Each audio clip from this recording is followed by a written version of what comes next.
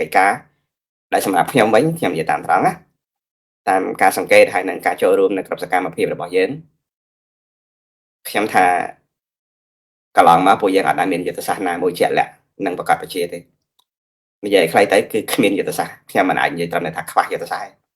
គឺគ្មានយុទ្ធសាស្ត្រទាំងអស់ហ្នឹងហើយដែលធ្វើឲ្យកម្លាំងរួបរวมនិងកម្លាំងសាមគ្គីភាពរបស់យើងហ្នឹងវាមិនអាចទៅបានឬក៏វាមិនអាចកើតឡើងនៅក្នុងលក្ខខណ្ឌប្រកបនិយមចំណុចទី3ខ្ញុំមើលឃើញថាវាមានអត្ថប្រយោជន៍នយោបាយពីខាងក្រៅដែរអត្ថប្រយោជន៍នយោបាយពីខាងក្រៅនេះគឺខ្ញុំចង់និយាយអំពីគណៈបកប្រជាជនដែលគេកំពុងតែវាយលុកមកលើពួកអ្នកប្រឆាំងណាឬក៏ពួកអ្នកប្រជាធិបតេយ្យណាតាមការញុះញង់តាមការផ្ដាល់ផលប្រយោជន៍តាមការគម្រាមកំហែងគ្រប់យ៉ាងវាក៏ជាផ្នែកមួយដែលធ្វើឲ្យសាមគ្គីភាពរបស់អ្នកប្រជាធិបតេយ្យហ្នឹងបរាជ័យដែរអានេះនៅក្នុងចំណុចទី3ហើយចំណុចមួយទៀតដែលខ្ញុំមើលឃើញក្នុងចំណុចទី4ហ្នឹងគេហៅខ្វះការជឿជាក់និងការទុកចិត្តគ្នាហើយវិធីដែលគេបំបាក់ស្មារតីនិងធ្វើឲ្យមនុស្សបាត់បង់ការជឿជាក់គឺនៅក្នុងលក្ខខណ្ឌដូចបច្ចុប្បន្នហ្នឹងដែលគេឲ្យយើងយល់ឃើញឬក៏គេឲ្យយើងមើលឃើញអំពីសកម្មភាពមួយចំនួនដែលមេដឹកនាំឬក៏អ្នកដែលមានឥទ្ធិពលឬក៏មានលទ្ធភាពសម្រេចគោលនយោបាយហ្នឹងណាធ្វើទៅតាមតំណែងឬក៏តំណោឬក៏តាមអារម្មណ៍របស់ខ្លួនឯងយកទៅដាក់ទៅជាផែនការអនុវត្តរួចហើយឲ្យអ្នកដតីមើលឃើញថាផែនការនិងតំណទាំងអស់ហ្នឹងវាមិនមែនជាអ្វីដែលយើងអាចធ្វើបានដូចជាករណីរាល់ថ្ងៃមានការបង្ហើបឲ្យមានសកម្មភាពប្រឆាំងក៏ប៉ុន្តែវាអត់មានអ្វីដែលជាមូលដ្ឋានដែលយើងជឿថាការប្រឆាំងនិងការរើបអំរាស់របៀបហ្នឹងវាអាចទៅរួចដូច្នេះធ្វើឲ្យមនុស្សហ្នឹងខកចិត្តឬក៏បាត់បង់ជំនឿឬក៏អ្នកខ្លះទៀតលែងចូលរួមសកម្មភាពជាមួយហ្នឹងគឺធ្វើឲ្យយើងហ្នឹងបាត់បង់ការជឿជាក់ទៅលើអ្វីដែលជាគោលនយោបាយរួមពីព្រោះគោលនយោបាយទាំងអស់ហ្នឹងវាអត់ផ្អែកទៅតាមអ្វីដែលយើងហៅពីខាងលើថាវាជាយុទ្ធសាស្ត្រប្រកបនិយមណាវាអត់មានអាហ្នឹងអញ្ចឹងធ្វើឲ្យមនុស្សហ្នឹងបាត់បង់ការជឿជាក់សូម្បីតែក្នុងករណីខ្លះខ្ញុំលើកជាឧទាហរណ៍ណាពីព្រោះឧទាហរណ៍នេះវាគឺជាឧទាហរណ៍ជាក់ស្ដែងហើយមិនមែនជាការបន្ទោសឬក៏ការបង្អាប់ទេក៏ប៉ុន្តែយើងគ្រាន់តែយកវាមកឆ្លោះបញ្ចាំងសម្រាប់ឲ្យយើងសិក្សាតទៅទៀតថាករណីខ្លះដូចជាយើងទៅបង្កើតគណៈបកនយោបាយនៅក្នុងប្រទេសឬក៏ជំរុញឬក៏លើកទឹកចិត្តឲ្យមានការបង្កើតជំរកអ្នកប្រជាធិបតេយ្យនៅក្នុងប្រទេសមានការជំរុញមានការលើកទឹកចិត្តមែនក៏ប៉ុន្តែខ្វះការរៀបចំឲ្យទៅជាប្រព័ន្ធនៅក្នុងការចងក្រងឲ្យវាទៅជាលក្ខខណ្ឌប្រកបនិយមហ្នឹងណានៅក្នុងករណីមួយពេលដែលជួបបញ្ហាភ្លាមយើងមិនមែនត្រឹមតែមិនមានលទ្ធភាពនៅក្នុងការស្វែងរកដំណោះស្រាយដើម្បីជួយការពារកម្លាំងរបស់យើងហ្នឹងទេប៉ុន្តែថែមទាំងបដិសេធឬក៏មិនទទួលស្គាល់ជាដើមដោយករណីខ្លះថាអ្នកខាងក្នុងនឹងធ្វើកិច្ចការរបៀបនេះរបៀបនោះអីចឹងទៅមិនសមឬក៏មិនត្រូវទៅតាមអ្វីដែលខ្លួនចង់បានហើយមិនមានយុទ្ធសាស្ត្រនៅក្នុងការចង្អុលបង្ហាញក៏បដិសេធចោលថាក្រុមទាំងអស់ហ្នឹងមិនមែនជាក្រុមដែលយើងរៀបចំឬក៏ជាក្រុមរបស់ពួកយើងឯតទៅទៀតឬក៏ជាក្រុមអ្នកដែលបានក្បត់អំពីឆន្ទៈរបស់យើងឯជាដើមបាននេះគឺគ្រាន់តែជាឧទាហរណ៍ដើម្បីឲ្យយើងទាំងអស់គ្នាយល់អំពីថាការដែលគ្មានយុទ្ធសាស្ត្រនិងគ្មានផែនការជាក់លាក់ទាំងអស់ហ្នឹងហើយដែលធ្វើឲ្យយើងហ្នឹងទាំងបាក់ទឹកចិត្តទាំងបាត់បង់ជំនឿទាំងបែកបាក់សាមគ្គីទាំងអស់ហ្នឹងគឺវាកើតឡើងនៅក្នុងបរិបទរបៀបហ្នឹងហើយរឿងមួយទៀតចំណុចទី5ដែលខ្ញុំសង្កេតឃើញហ្នឹងគឺតើតើនឹងវប្បធម៌នយោបាយចាស់កម្រិល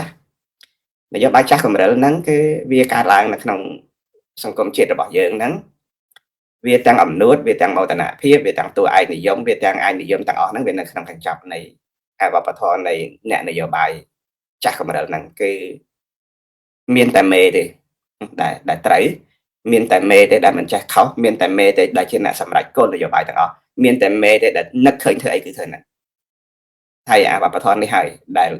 ចំនួនពួកយើងទាំងអស់គ្នានេះជាពិសេសខ្ញុំមិនថាមិនជឿជាក់ទេ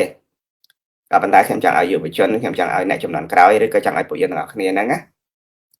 ថ្លឹងថ្លែងចំណុចហ្នឹងឲ្យបានច្រើនតាក់ទងជាមួយនឹងកិច្ចការទាំងឡាយដែលយើងត្រូវធ្វើរួមគ្នាយើងត្រូវដឹងឲ្យច្បាស់ថាតើសកម្មភាពឬក៏ផែនការឬយើងអាចហៅថាយុទ្ធសាស្ត្រទាំងអស់ហ្នឹងណា វាចេញមកពីអ្នកណាហើយវាបានបំរើគោលបំណងនៃបេសកកម្មយើងហ្នឹងពិតប្រាកដប៉ុណ្ណាពីព្រោះករណីខ្លះសំបីតែផែនការជាក់លាក់ណាមួយដែលយើងសម្រេចចិត្តថាយើងត្រូវធ្វើរបៀបណាហើយក៏ជួនកាលត្រូវផ្លាស់ប្ដូរនៅក្នុងរយៈពេលខ្លីបំផុតហើយការផ្លាស់ប្ដូរក្នុងរយៈពេលដ៏ខ្លីបំផុតមិនមែនជាសេចក្តីសម្រេចរបស់គណៈចន្ទ្រៃមិនមែនសេចក្តីសម្រេចរបស់ក្រុមការងារឬក៏មិនមែនជាសេចក្តីសម្រេចរបស់ក្រុមរដ្ឋាភិបាលនៅក្នុងការធ្វើការកែប្រែនៅគោលនយោបាយឬក៏ទិសដៅនយោបាយមួយហ្នឹងទេគឺវាកើតឡើងដោយបព្វធម៌នយោបាយចាស់កម្រិតហ្នឹងគឺមេនិយាយតែប្រហែលមកគឺអ្វីគ្រប់យ៉ាងផ្លាស់ប្ដូរទាំងអស់នេះមិនមែនអាក្រក់ទេជួនកាលមេមានគំនិតមានបញ្ញាឬក៏មានស្មារតីមានការមើលឃើញឆ្លងកាត់បទពិសោធន៍ហ្នឹងអាចមើលធ្លុះអំពីស្ថានភាពណាខ្លះក៏ប៉ុន្តែត្រូវតែមានហេតុផលគ្រប់គ្រាន់សម្រាប់យកមកឲ្យយើងនឹងទទួលអនុវត្តបន្តមិនមែនតែឃើញបង្វិលបានតាមតែតំណែងចិត្តរហូតដល់បច្ចុប្បន្ននេះយើងឃើញថាការបង្វិលតាមតំណែងចិត្តរបស់នយោបាយបែបចាស់កម្រិតហ្នឹងហើយដែលធ្វើឲ្យយើងមានចលនាក៏ច្រើនយើងមានគណៈបកនយោបាយក៏ច្រើនយើងមានបណ្ដាញក៏ច្រើននិយាយខ្លីទៅគឺយើងមានការបែកបាក់គ្នាទៅជាជំរាកតូចៗហ្នឹងក៏ច្រើនដែរអញ្ចឹងទាំងអស់នេះគឺខ្ញុំចង់និយាយអំពីអ្វីដែលវាជាបទពិសោធន៍អ្វីដែលជាមេរៀនក្នុងជីវិតនយោបាយសម្រាប់ឲ្យយើងទាំងអស់គ្នាហ្នឹងស្វែងយល់រួចហើយរកលទ្ធភាពថាតើត្រូវទប់ស្ថានភាពទាំងអស់នេះរបៀបណាណាបងប្អូនបងសៃមននិយាយភាសាអង់គ្លេសដាក់ភាសាអង់គ្លេសហ្នឹងមកត្រឹមត្រូវហើយល្អមែនទែនសម្រាប់ឲ្យបងប្អូនយើងយកវាទៅថ្លឹងថ្លែងណាគាត់ថា solidarity starts where ego ends មានន័យថាសាមគ្គីភាពវានឹងមានឬក៏វានឹងកើតឡើងនៅពេលដែលមនុស្សវាអស់អំនួតណាបើសិនជាពួកអំនួតពួក ego ហ្នឹងនៅតែមានសាមគ្គីភាពមិនអាចកើតឡើងបានទេពីព្រោះក្រុមពួក ego ហ្នឹងម្នាក់ៗហ្នឹងគេហៅថាអាត្មានិយមអំនួតឬក៏មោទនភាពហ្នឹងណាវាបតិវាធ្វើឲ្យបរិយាកាសនៃការរួបរวมហ្នឹងមិនអាចកើតឡើងបានពីព្រោះម្នាក់ៗសុទ្ធតែជាតួឯកម្នាក់ៗសុទ្ធតែជាអ្នកខ្លាំងមែនទេបងណែខ្ញុំឯកភាពកន្លែងហ្នឹងអរគុណច្រើនជំរាបសួរបងទាំងអស់គ្នាជំរាបសួរបងខ្វិនផងជំរាបសួរនេសវណ្ណហ្នឹងហើយ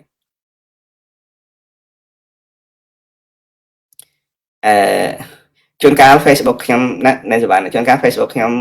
វាគេ report ច្រើនហើយវាអត់សូវចេញទេគេមើលអត់សូវឃើញទេចឹងបានខ្ញុំចាស្នើសុំឲ្យបងប្អូនដែលបានចូលមកហើយមានលទ្ធភាពក៏ចេះតែជួយ share គ្នាទៅពេលខ្លះបងប្អូនឃើញនៅពេលដែលថ្ងៃក្រោយទៅបានគាត់ឃើញអា post ហ្នឹងវា load មកប៉ុន្តែ live ភ្លាមហ្នឹងអត់ចេញទេហ្នឹងហើយវាអត់ចេញខ្ញុំអត់ដឹងដែរណានេះសវណ្ណហ្នឹងហើយតែទាំងអស់គ្នាសាក follow ខ្ញុំហើយក៏ប៉ុន្តែជួនកាលវាអត់ load ហ្នឹងវាពិបាករកដោយសារគេអត់ចង់ឲ្យឃើញក៏មិនដឹងឬក៏គេ report ច្រើនឬក៏យ៉ាងណាខ្ញុំមិនដឹងអាហ្នឹងថាជានៅលើ Facebook អាហ្នឹងអំណាចនៅលើគេបាទជំរាបសួរបងបាទជំរាបសួរ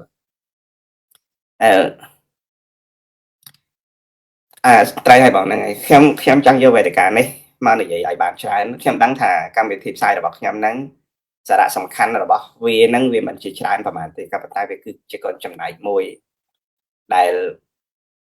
ករណីខ្លះបងប្អូនយើងគាត់អត់ហ៊ាននិយាយអំពីថាតើធ្វើយ៉ាងណាដើម្បីកែលម្អឬក៏កែតម្រូវការគ្រប់គ្រងកម្លាំងរបស់យើងហើយនឹងបំផុសស្មារតីឲ្យពួកយើងទាំងអស់គ្នានឹងចូលនៅក្នុងជំហរណាមួយ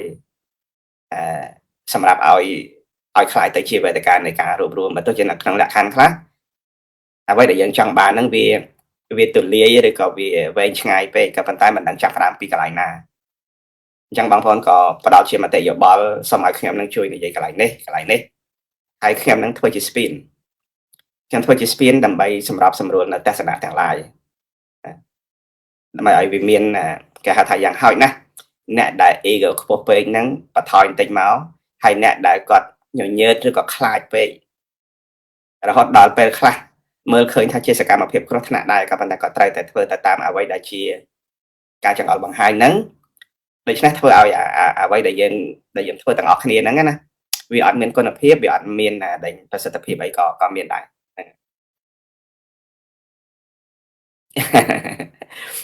នៃសវណ្ណទៅចេះចាំមើលចិត្តមួយខែហើយដែលឃើញផ្សាយទៅតែមិនឃើញគេ share ចូលហ្នឹងហើយវាពិបាកយ៉ាងដែរជួនកាលតាមពិតខ្ញុំផ្សាយរាល់ថ្ងៃតាខ្ញុំផ្សាយរាល់ថ្ងៃហើយម៉ោងប៉ុណ្ណឹង ប៉ុន្តែមិនអីទេណាបងប្អូនឃើញក៏ឃើញមិនឃើញក៏មិនអីដែរហើយបងប្អូនណាដែលអាចមានលទ្ធភាព share ក៏ share ទៅហើយនឹងសំខាន់ជាងគេវេទិការបស់ខ្ញុំដែលខ្ញុំជម្រាបចឹងណាគឺជាស្ពានមួយសម្រាប់ឆ្លងនៅមតិយោបល់របស់បងប្អូនខ្លះបងប្អូនខ្លះគាត់ចង់និយាយទៅកាន់ថ្នាក់ដឹកនាំគាត់ចង់និយាយទៅកាន់អ្នកដែលកំពុងតែធ្វើសកម្មភាពឬក៏អ្នកដែលមានអំណាចនយោបាយក៏ប៉ុន្តែគាត់មិនដឹងថាត្រូវផ្ញើសារឬក៏ត្រូវផ្ញើគំនិតរបៀបហ្នឹងទៅយ៉ាងណាហើយការដែលខ្ញុំនិយាយនៅកន្លែងនេះក៏មិនមែនជាវេទិកាផ្ញើសារដែរក៏ប៉ុន្តែគ្រាន់តែថាវាជាកន្លឹះមួយសម្រាប់ចែករំលែកអំពីទស្សនៈថាដូចជាករណីដែលយើងនិយាយអំពីថាយើងចង់រួបរวมគ្នាយើងចង់ផ្សះផ្សាជាតិយើងចង់ឯកភាពគ្នាដើម្បីដើរទៅឲ្យដល់គោលដៅដែលយើងចង់បានពិតប្រាកដហ្នឹងគឺធ្វើការផ្លាស់ប្ដូររបបហ៊ុនសែនអាហ្នឹងណាដែលនៅក្នុងរឿងថាធ្វើយ៉ាងណាដើម្បីឲ្យបានរួបរวมការរួបរวมគ្នាហ្នឹងណាមិនមែនជារឿងងាយទេនៅក្នុងសង្គមយើងនេះមិនមែនរឿងងាយទេអាសាមគ្គីភាពនេះណាបងប្អូន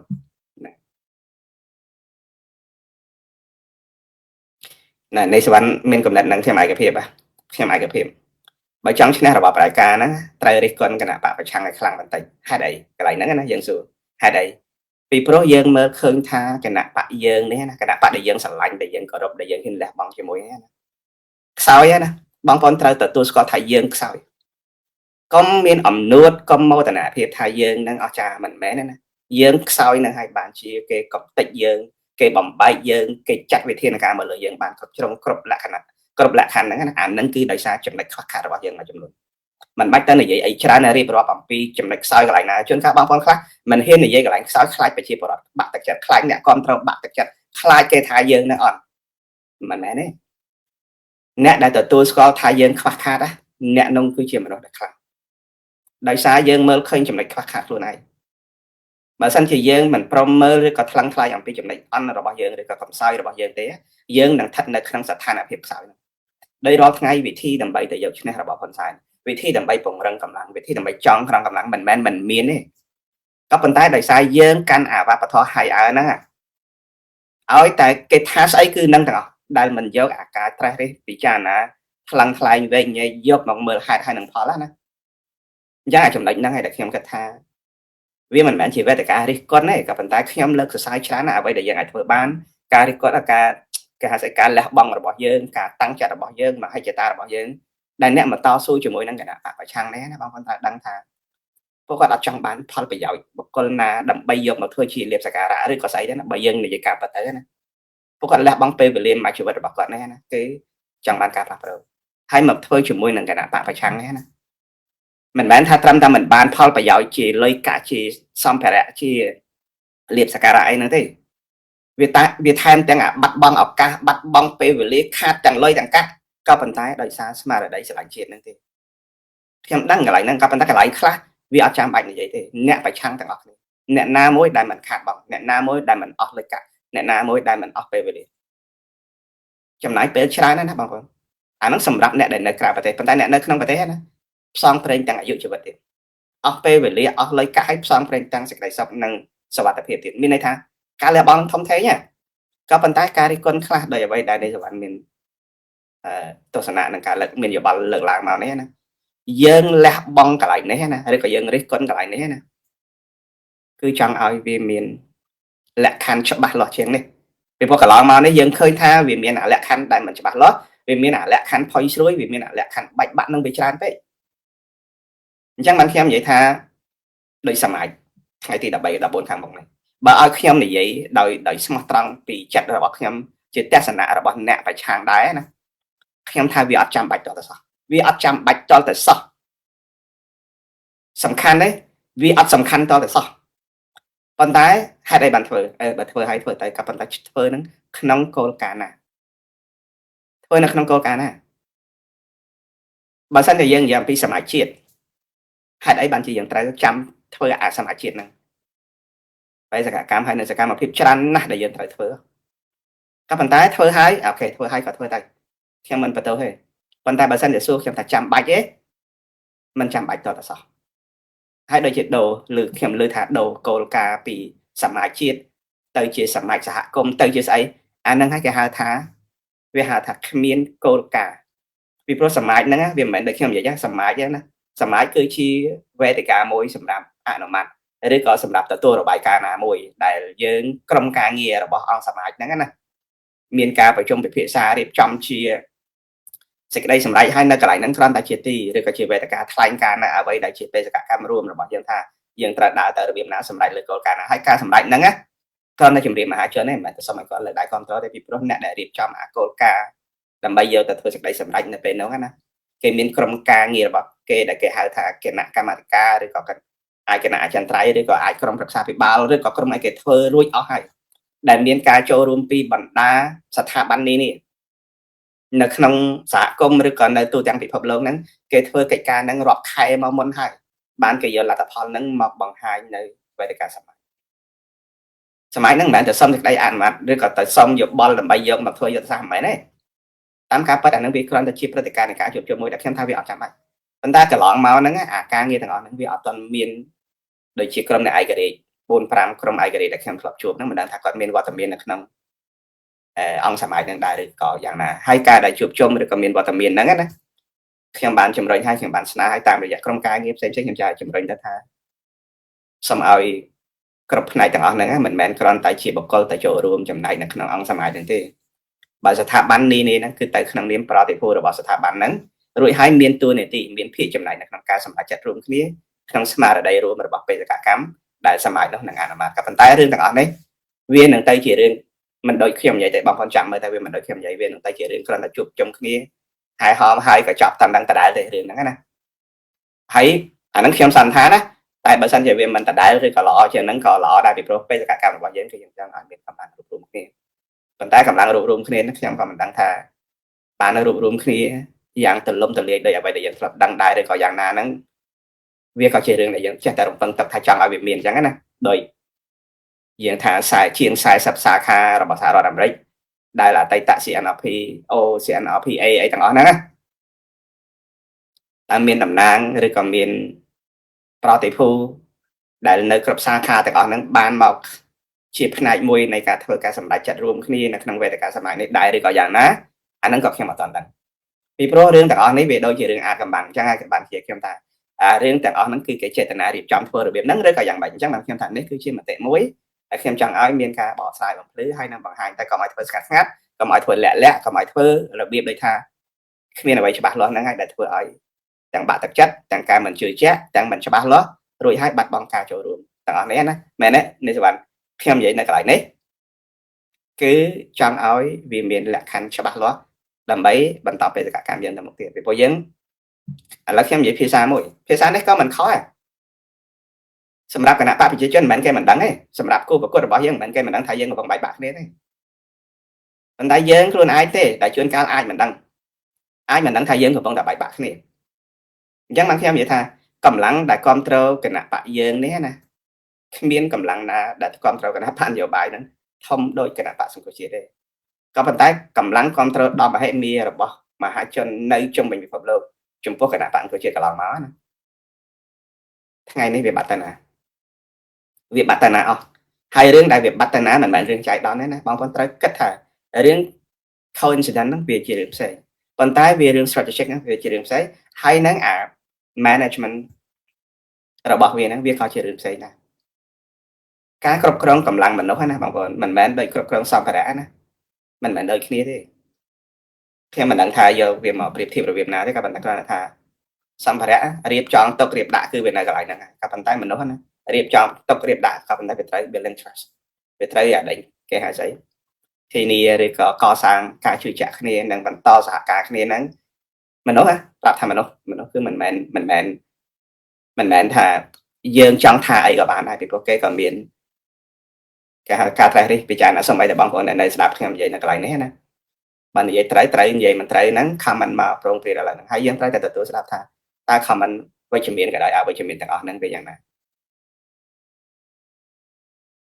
ខ្ញុំ comment របស់ Simon rule of law is vital as well as the terms of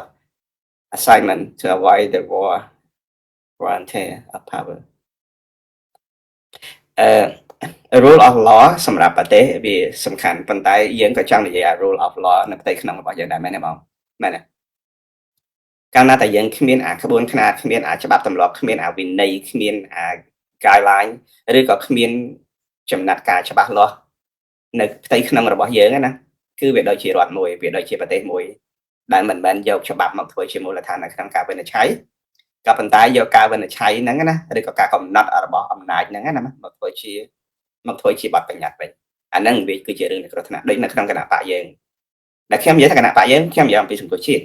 ខ្ញុំនិយាយពីអ្នកតស៊ូយើងរាល់ថ្ងៃអត់យកអាខ្នាតអត់យកមិនទាត់នឹងយកមកប្រើណាគឺយក favor គឺយកបពពួករបស់អញយកក្រុមរបស់អញយកអ្នកមានឥទ្ធិពលរបស់អញហ្នឹងមកប្រើអត់ប្រើអំណាចរដ្ឋបាលអាហ្នឹងហើយគឺជាបញ្ហានៃការបែកបាក់រហូតដល់បច្ចុប្បន្ននេះយើងខ្ទេចខ្ទីកម្លាំងទូទាំងពិភពលោកណាគឺដោយសារយើងខ្វះណាយើងខ្វះអាការប្រើប្រាស់តួនាទីនឹងរចនាសម្ព័ន្ធយូរទៅគណៈបកទាំងមូលអចិន្ត្រៃយ៍មិនដឹងនៅណាអ្នកខ្លះនិយាយរហូតដល់ចំណុចមួយដែលខ្ញុំចង់យកមកនិយាយកន្លែងនេះដែរខ្ញុំជឿកន្លែងនេះវាអត់មានត្រូវអាកំបាំងទេខ្ញុំចង់ឲ្យលឺដល់អ្នកនយោបាយខ្ញុំចង់ឲ្យលឺអ្នកដែលមានអំណាចទៀតនៅពេលដែលយើងត្រូវគេរំលាយមន្ត្រីរបស់គណៈបកមួយចំនួនមន្ត្រីសំខាន់របស់គណៈបកមួយចំនួនអសកម្មមិនមែនដោយសារចេតនាឬក៏បំណងរបស់គាត់ទេក៏ប៉ុន្តែដោយសារបរិយាកាសមិនអំណោយផលដោយសារពេលវេលាឬក៏ដោយសារចំណាត់ការរដ្ឋបាលរបស់យើងនឹងវាមិនដល់ផងតែក៏អសកម្មហើយរឿងសំខាន់មួយទៀតគឺសុវត្ថិភាពអាហ្នឹងរឿងខ្លះហើយរឿងខ្លះទៀត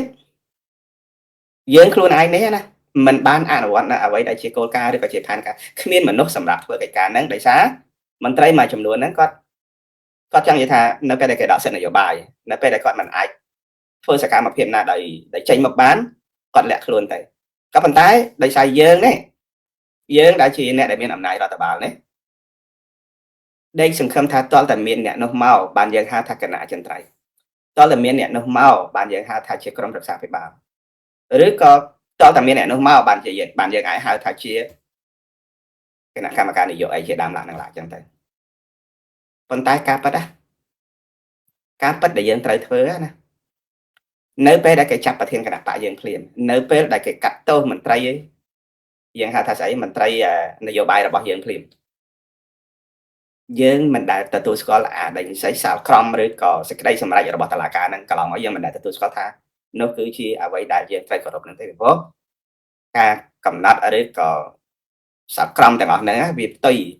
ជាមួយនឹងលក្ខខណ្ឌច្បាប់ផងហើយវារំលោភជាមួយនឹងស្មារតីរួមដែលពួកយើងអត់មានកំហុសផងហ្នឹងប៉ុន្តែរឿងទាំងអស់ហ្នឹងយើងមិនបាច់យើងមកវែកញែកទេបើយើងជាមេដឹកនាំឬក៏បើយើងជាអ្នកដែលមានអំណាចក្នុងការបញ្ជាកម្លាំងណាយើងបាត់សមាជិកភាពមួយចំនួនក្រុមរក្សាភិបាលហ្នឹងណាយើងអស់អាលេងហើយឬក៏សល់ខ្លះដែលរត់ចេញមកក្រៅប្រទេសគណៈកម្មការនយោបាយយើងក៏អស់ដែរដោយសារពួកគាត់ហ្នឹងមិនអាចរត់ចេញក្រៅប្រទេសបានទេប៉ុន្តែយើងក៏នៅមានសមាជិកភាពខ្លះដែរគណៈកម្មការអចិន្ត្រៃយ៍ក៏ដូចគ្នាដែរអានេះខ្ញុំនិយាយដើម្បីរំលឹកហើយយកអាហ្នឹងមកឆ្លោះបញ្ចាំងម្ដងទៀត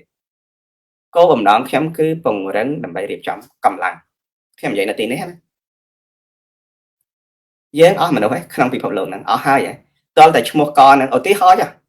ដើម្បីឲ្យបានខ្លាយទៅជាសមាជិករបស់គណៈអចិន្ត្រៃយ៍តលតែមានឈ្មោះឧទាហរណ៍ខ្ញុំស្មាតទៅបើសិនជាខ្ញុំនិយាយទៅលើសជាពិសេសដល់វិញ្ញាណក្ខន្ធរបស់បងប្អូនឬក៏អិសរាជជនខ្លះដែលគាត់បានលេចាក់លោកទៅហើយឧទាហរណ៍ថាដោយអាយដាមបញ្ញសវណ្ណ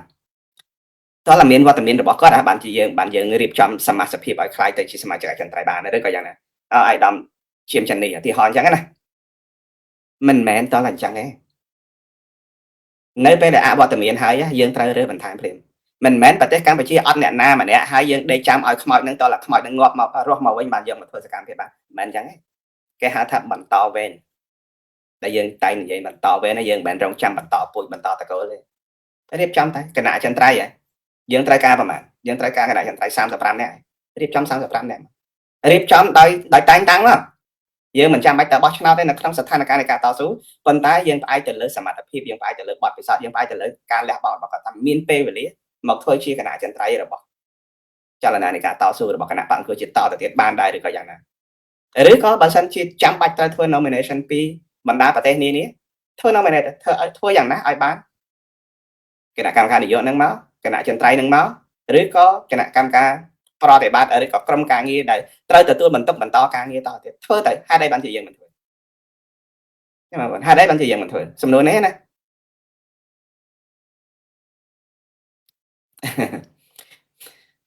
រឿងផ្លាស់ប្ដូរមេដឹកនាំថ្មី ចម្លើយហ្នឹងប្រហែលជាអត់មានទេក៏ប៉ុន្តែយើងចង់ឲ្យមានអបមាថាបច្ចុប្បន្ននេះខ្ញុំនិយាយអំពីរឿងគណៈចន្ទ្រៃអញ្ចឹងណាគោលនយោបាយទាំងអស់ខ្ញុំនិយាយនៅទីនេះខ្ញុំសង្ឃឹមថាវានឹងដើរទៅដល់អ្វីដែលជាផែនការរបស់យើងគណៈចន្ទ្រៃក៏ដោយក្រុមប្រឹក្សានយោបាយក៏ដោយឬក៏យើងហៅថាស្ថាប័នកម្ពុជាដូចជាក្រុមប្រឹក្សាភិបាលរបស់យើងនឹងក៏ដោយយើងគ្រាន់តែស្ដាប់អ្វីដែលខ្ញុំនិយាយហ្នឹងវាមាន3កម្រិតផ្សេងគ្នាបាត់ហើយមែនទេបងប្អូនក្រុមប្រឹក្សាភិបាលនយោបាយមកក្រុមផ្សេងទៅមកក្រុមផ្សេងដែលយើងកន្លងមកយើងមានដូចជាក្រុមទីប្រឹក្សាប្រហែល16នាក់កន្លងមកហ្នឹងណាប៉ុន្តែទៅណាអស់ហើយមិនមែនពួកគាត់ស្លាប់ទេណាពួកគាត់អត់អំណាចពួកគាត់គេមិនឲ្យតម្លៃពួកគាត់ត្រូវគេធីបចោលហេតុអីបានត្រូវធីបគាត់ចោលហេតុអីបានជាមិនឲ្យតម្លៃការងាររបស់គាត់ហេតុអីបានមិនយកអ្វីដែលជាសេចក្តីសម្រេចឬក៏យោបល់របស់គាត់ដែលយើងហៅគាត់ថាជាទីប្រឹក្សាឧទាហរណ៍អញ្ចឹងណាអញ្ចឹងខ្ញុំនិយាយថាកម្រិត3មិនក្រុមប្រឹក្សាភិបាលមួយគណៈកម្មការចន្ទ្រៃមួយហើយនឹងគេហៅថាគណៈកម្មការនយោបាយនឹងមួយ3កម្រិតគ្រាន់តែមនុស្ស3កម្រិតនេះណាបងប្អូនបើយើងចាប់ផ្ដើមរៀបចំឲ្យមនុស្ស3កម្រិតឬក៏3ក្រុមនេះមានសកម្មភាពនឹងការងាររបស់គាត់ឡើងវិញណាមនុស្សមកពិភពលោកនេះចង់រកមនុស្សអត់បានផងក៏ប៉ុន្តែឥឡូវនេះមនុស្សមកពិភពលោកនេះអង្គុយមើលមនុស្សតែ2 3នាក់ឯងឆ្វេងឆ្វាយចោះឡើងដែលមិនដឹងថាធ្វើស្អីប៉ះប្រកបហើយខ្ញុំនិយាយថាអញ្ចឹងណាបងប្អូនណានេះគាត់ថាទៅប៉ុន្តែខ្ញុំមិនសល់ឈ្មោះណាថាយើងកំពុងតែអង្គុយមើលមនុស្សតែ2 3នាក់ហ្នឹងមិនដឹងជាធ្វើអីប៉ះប្រកបអញ្ចឹងបើសិនជា3ក្រុមដែលខ្ញុំនិយាយក្រុម1ក្រុមប្រឹក្សាភិបាលហ្នឹងណាដូចជាសភាជនខ្ពស់អញ្ចឹងគណៈអចិន្ត្រៃយ៍ធ្វើសេចក្តីសម្រេចលើយុទ្ធសាស្ត្រណាហើយឆ្លងតែក្រុមប្រឹក្សាភិបាលតែកន្លែងណាធ្វើបានកន្លែងណាធ្វើមិនបានហើយកុំឲ្យមនុស្សម្នាក់មកសម្រេចពង្វិលទិសដៅនយោបាយតាមអំពើចិត្តពីព្រោះវាសនារបស់កម្ពុជាវាសនារបស់ប្រជាពលរដ្ឋខ្មែរ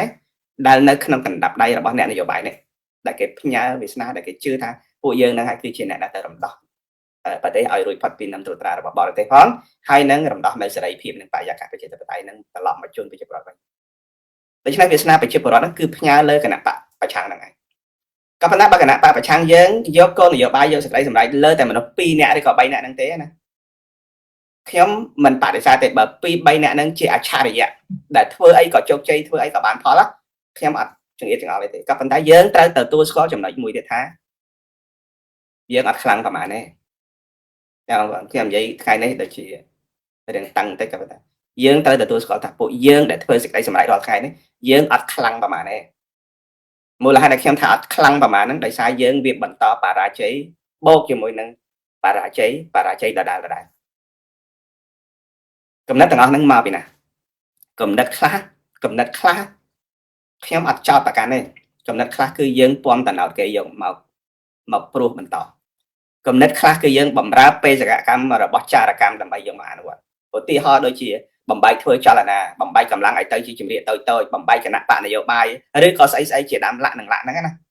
នោះគឺជាផែនការផ្នែកមួយនៃ defeat របស់គណៈបកប្រជាជនដែលគេបានបង្ហើរឬក៏បន្លំឲ្យយើងយកទៅប្រើប្រាស់ដែលយើងជឿថានេះគឺជាផ្នែកមួយនៅក្នុងការតស៊ូមតិដើម្បីស្វែងរកដំណោះស្រាយនយោបាយណាមួយមានអ្នកខ្លះរហូតដល់ថាយើងធ្វើរបៀបហ្នឹងទៅកុំឲ្យជាប់តាក់ទិនជាមួយនឹងគណៈបកសង្គ្រោះជាតិហើយគណៈបកសង្គ្រោះជាតិនេះគឺជាសត្រូវឬក៏ជាគូប្រកួតទល់មុខរបស់គណៈបកប្រជាជនហើយគណៈបកប្រជាជនដឹងច្បាស់ថាមានតែសង្គ្រោះជាតិហ្នឹងទេដែលមានអំណាចនយោបាយស្របច្បាប់ប្រឆាំងជាមួយនឹងរបបផ្ដាច់ការនៅលើឆាកអន្តរជាតិដូច្នេះគេ isolate ពួកមេទាំងអស់ហ្នឹងកុំឲ្យជាប់តាក់ទិនជាមួយនឹងសង្គ្រោះជាតិប៉ុន្តែយើងអត់យល់ថាអាហ្នឹងគឺជាយុទ្ធសាស្ត្រ defeat របស់គេខ្ញុំនិយាយនៅទីនេះមិនមែនមានអីទេគាត់ទេខ្ញុំនិយាយនៅទីនេះគឺឆ្លោះបញ្ចាំងរួចហើយបងប្អូនយើងទៅធ្វើការថ្លៃពិចារណាទៅខ្ញុំមើល comment បងប្អូនខ្ញុំលួចមើល comment បងប្អូនតទៀតដើម្បីខ្ញុំឆ្លើយបន្តទៅណាបងប្អូនមនុស្សជាតិភាគច្រើនផ្លេចថាខ្លួនឯងមិនមែនរស់តែម្នាក់ឯងទេមើលចុះសត្វសមោចសត្វឃ្មុំវងវារស់ជាវងចនិចត្រូវណាបងអ្នកដឹកនាំយើងរាល់ថ្ងៃខ្ញុំនិយាយគណៈបកប្រជាជនឬក៏របបហ៊ុនសែនក៏អញ្ចឹងដែរយល់ថាខ្លួនឯងគឺជាមនុស្សដែលអស្ចារ្យមនុស្សដែលខ្លាំងរស់នៅដូចថាខ្លួនឯងគឺជាអច្ឆរិយៈគណៈបកប្រឆាំងយើងក៏មានទស្សនៈស្ដាក់ស្ដៀងគ្នានឹងដែរអញ្ចឹងបានយើងហៅថាចរិតខ្មែរណាគឺវាចឹងចំណុចទាំងអស់នេះហើយបានស្មារតីបង្រួមស្មារតីសាមគ្គីដែលបងសាយមិនលើកមកកន្លែងនេះណា វាការប៉ັດដូចជាវងសម្អោចវងខ្មុំវងសង្អាអីវារស់នៅជាក្រុមរបៀបវាសំបីតែកណ្ដៀមួយដែលវាអាចសង់ដំបូកដល់ធំស្គឹមស្កៃបានដោយខ្លួនវាតូចតូចគឺវារស់នៅជាមួយគ្នាហើយនឹងវាធ្វើការដោយមានប្រព័ន្ធខ្ញុំមិនដែលបានទៅសិក្សាអំពីចិត្តសាស្ត្រកណ្ដៀទេក៏ប៉ុន្តែគ្រាន់តែថាវាប្រកាសជាមានប្រព័ន្ធនៃការគ្រប់គ្រងឲ្យបានវាខ្លាំងប៉ុន្តែយើងនេះគណៈបពប្រឆាំងដែលជាមនុស្សណាខ្ញុំជឿបើខ្ញុំមិនជឿខ្ញុំអត់ហ៊ាននិយាយទេខ្ញុំជឿថាគ្មានប្រព័ន្ធណាច្បាស់លាស់ទេគឺធ្វើទៅតាមអារម្មណ៍ដែលខ្ញុំនិយាយថានយោបាយចាស់កម្រិលហ្នឹងណាយកមេធ្វើជាគោលដែលខ្ញុំអត់ចង់ឲ្យមានយកបុគ្គលធ្វើជាគោលទេអ្វីដែលខ្ញុំចង់បានគឺប្រព័ន្ធហើយរឿងធ្វើប្រព័ន្ធហ្នឹងអត់មែនរឿងស្មុគស្មាញទេប្រព័ន្ធអត់មានស្មុគស្មាញទេនៅពេលដែលយើងសេតប្រព័ន្ធបានហើយណាទោះបីមនុស្សហ្នឹងណាដើរទៅឡានបុកងាប់ក៏ប្រព័ន្ធនៃការតស៊ូរបស់យើងវាអត់បាត់ទៅណាដែរប៉ុន្តែថ្ងៃនេះសារមើលបើសិនជាយើងបាត់អ្នកណាម្នាក់ឬក៏មេរបស់យើងស្លាប់ទៅណាសារមើលទៅគឺយើងរកកន្លែងអីធ្វើអីអត់បានដូច្នេះខ្ញុំចង់ឃើញប្រព័ន្ធមួយច្បាស់លាស់បើសិនជាយើងគ្មានប្រព័ន្ធនៃការគ្រប់គ្រងគ្មានប្រព័ន្ធរដ្ឋបាលគ្មានអីទាំងអស់ទេហើយមួយទៀតដែលរឿងសំខាន់ណាប្រព័ន្ធមានក៏មានហើយឬក៏យ៉ាងណាខ្ញុំមិនដឹងមួយទៀតណាបុគ្គលម្នាក់ណាខ្ញុំនិយាយដដែលតួនាទីនឹង100មុខណានៅលើបុគ្គលម្នាក់ហើយចុះអ្នកដតីទៀតដែលនៅជុំវិញពិភពលោកដែលគេមានសមត្ថភាពដែរអ្នកខ្លះថាដោយសារអ្នកនឹងមានពេលវេលាហើយអ្នកណាខ្លះដែលអត់ពេលវេលាហើយអ្នកណាខ្លះដែលគេប្រឆាំងអ្នកណាខ្លះដែលគេមិនព្រមទទួលប៉ុន្តែធ្វើការប្រហែលអ្នកហ្នឹងធ្វើដោយខ្លួនឯងនឹងចេះគ្រប់រឿងដូចជាព្រះវិស្ណុអញ្ចឹងនិយាយអញ្ចឹងណា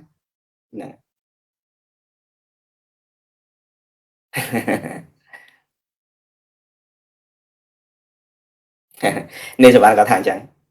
ដែលថ្នាក់ដឹកនាំរបស់គណៈបកប្រឆាំងសិតតែមានប្រជាប្រិយភាពប៉ុន្តែតម្រេះហើយនៅស្នាដៃហ្នឹងអត់មានខ្ញុំមិនឆ្លើយណាកន្លែងហ្នឹងណាអានឹងមតិរបស់បងប្អូនខ្ញុំអានណាហ្នឹងបងប្អូនខ្លួនឯងទៅហ្នឹងហើយហ៊ុនហ្នឹងឯងគាត់សួរខ្ញុំថាខ្ញុំទៅសម័យដែលខ្ញុំទៅណាខ្ញុំទៅសម័យក៏ប៉ុន្តែខ្ញុំមិនបានទៅចូលរួមដើម្បីសម្រេចនៃអ្វីទេខ្ញុំទៅចូលរួមដើម្បីបង្ក្រប់បេសកកម្មរបស់ខ្ញុំពីព្រោះខ្ញុំមានកិច្ចការមួយដែលខ្ញុំត្រូវទៅហើយការងារហ្នឹងខ្ញុំមិនចាំបាច់និយាយតែខ្ញុំមានរឿងមួយទៅប៉ុន្តែខ្ញុំមិនបានចូលរួមវេទិកាខ្ញុំមិនបានទៅបញ្ចេញមតិឬក៏ធ្វើសន្ទរកថាឬក៏និយាយទៅគាត់ថាសន្ទរកថាខ្ញុំគ្មានឱកាសនិយាយខ្លីទៅណាខ្ញុំយល់ខ្លួនឯងច្បាស់ថាខ្ញុំគ្មានឱកាសឬក៏គ្មានកិត្តិយសគ្រប់គ្រាន់ទៅបានបញ្ចេញមតិយោបល់អីនៅលើវេទិកាហ្នឹងទេខ្ញុំមានការងាររបស់ខ្ញុំមួយដែលចាំបាច់ប៉ុណ្ណឹងអាហ្នឹងជំរាបបងប្អូនអញ្ចឹងណាហ្នឹងហើយបងប្អូនខ្លះថាអត់ឃើញខ្ញុំមានសមាជិកភាពនៅក្នុងគណៈកម្មការនេះរដ្ឋាភិបាលនោះឬក៏ស្អីថាខ្ញុំមានតែរហូតហ្នឹងក៏ប៉ុន្តែគ្រាន់ថាពេលខ្លះគេរៀបចំឲ្យខ្ញុំជាក្រុមរក្សាជាស្អីណាទៅគ្រាន់តែថាគេថាឲ្យតែផុតពីមាត់ហ្នឹងទេគេមិនដែរទៅឲ្យតម្លៃអ្នកដតីណាក្រៅពីមនុស្សតែ2 3នាក់ហ្នឹងទេអញ្ចឹងណាដូច្នេះវាមិនបាច់និយាយច្រើនទេរឿងទាំងអស់ហ្នឹងខ្ញុំអត់ទៀតអីទាំងអស់ធ្វើទៅខ្លាំងជោគជ័យរំដោះប្រទេសបានអាហ្នឹងគឺជាបេសកកម្មនឹងបំណងរបស់ខ្ញុំគឺប៉ុណ្្នឹងឯងកុំថាគណៈបកសង្គ្រោះជាតិកុំថាគណៈបកមកពីលើមេឃមកពីណាអ្នកដែលនៅក្នុងស្រុកឬក៏ណារំដោះប្រទេសបានថ្ងៃនេះណាខ្ញុំអរគុណបេសកកម្មរបស់ខ្ញុំគឺទៅរំដោះប្រទេសនឹងការពារទឹកដីហ្នឹងខ្ញុំអត់ចង់បានអីលើសពីហ្នឹងទេណាបងប្អូនប៉ុន្តែចំណែកណាខ្លះដែលខ្ញុំអាចជួយបានក្នុងទស្សនៈក្នុងការបង្រួបបង្រួមក្នុងការសម្របសម្រួលខ្ញុំធ្វើទាំងអស់ការងារមួយចំនួនដែលបងប្អូនមិនបានដឹងឬក៏បងប្អូនខ្លះបានដឹងដូចជាខ្ញុំតំណាក់តំណងជាមួយនឹងក្រុមការងារជាមួយក្រុមអ្នកឯករាជ្យជាមួយគណៈបកនយោបាយនេះនោះអីសម្រាប់ធ្វើយ៉ាងណាឲ្យយើងរួបរวมគ្នាខ្ញុំធ្វើដោយខ្ញុំមិនដែលបានមកប្រកាសថាខ្ញុំធ្វើនេះអ្នកដតីគេដឹងថាខ្ញុំធ្វើអីប៉ុណ្្នឹងឯងខ្ញុំដើរតួប៉ុណ្្នឹងតួនាទីរបស់ខ្ញុំគឺប៉ុណ្្នឹងហើយខ្ញុំធ្វើអាកិច្ចការនេះណាក្នុងគណៈបកនេះណាខ្ញុំធ្វើមកតែរបៀបហ្នឹងអញ្ចឹងណា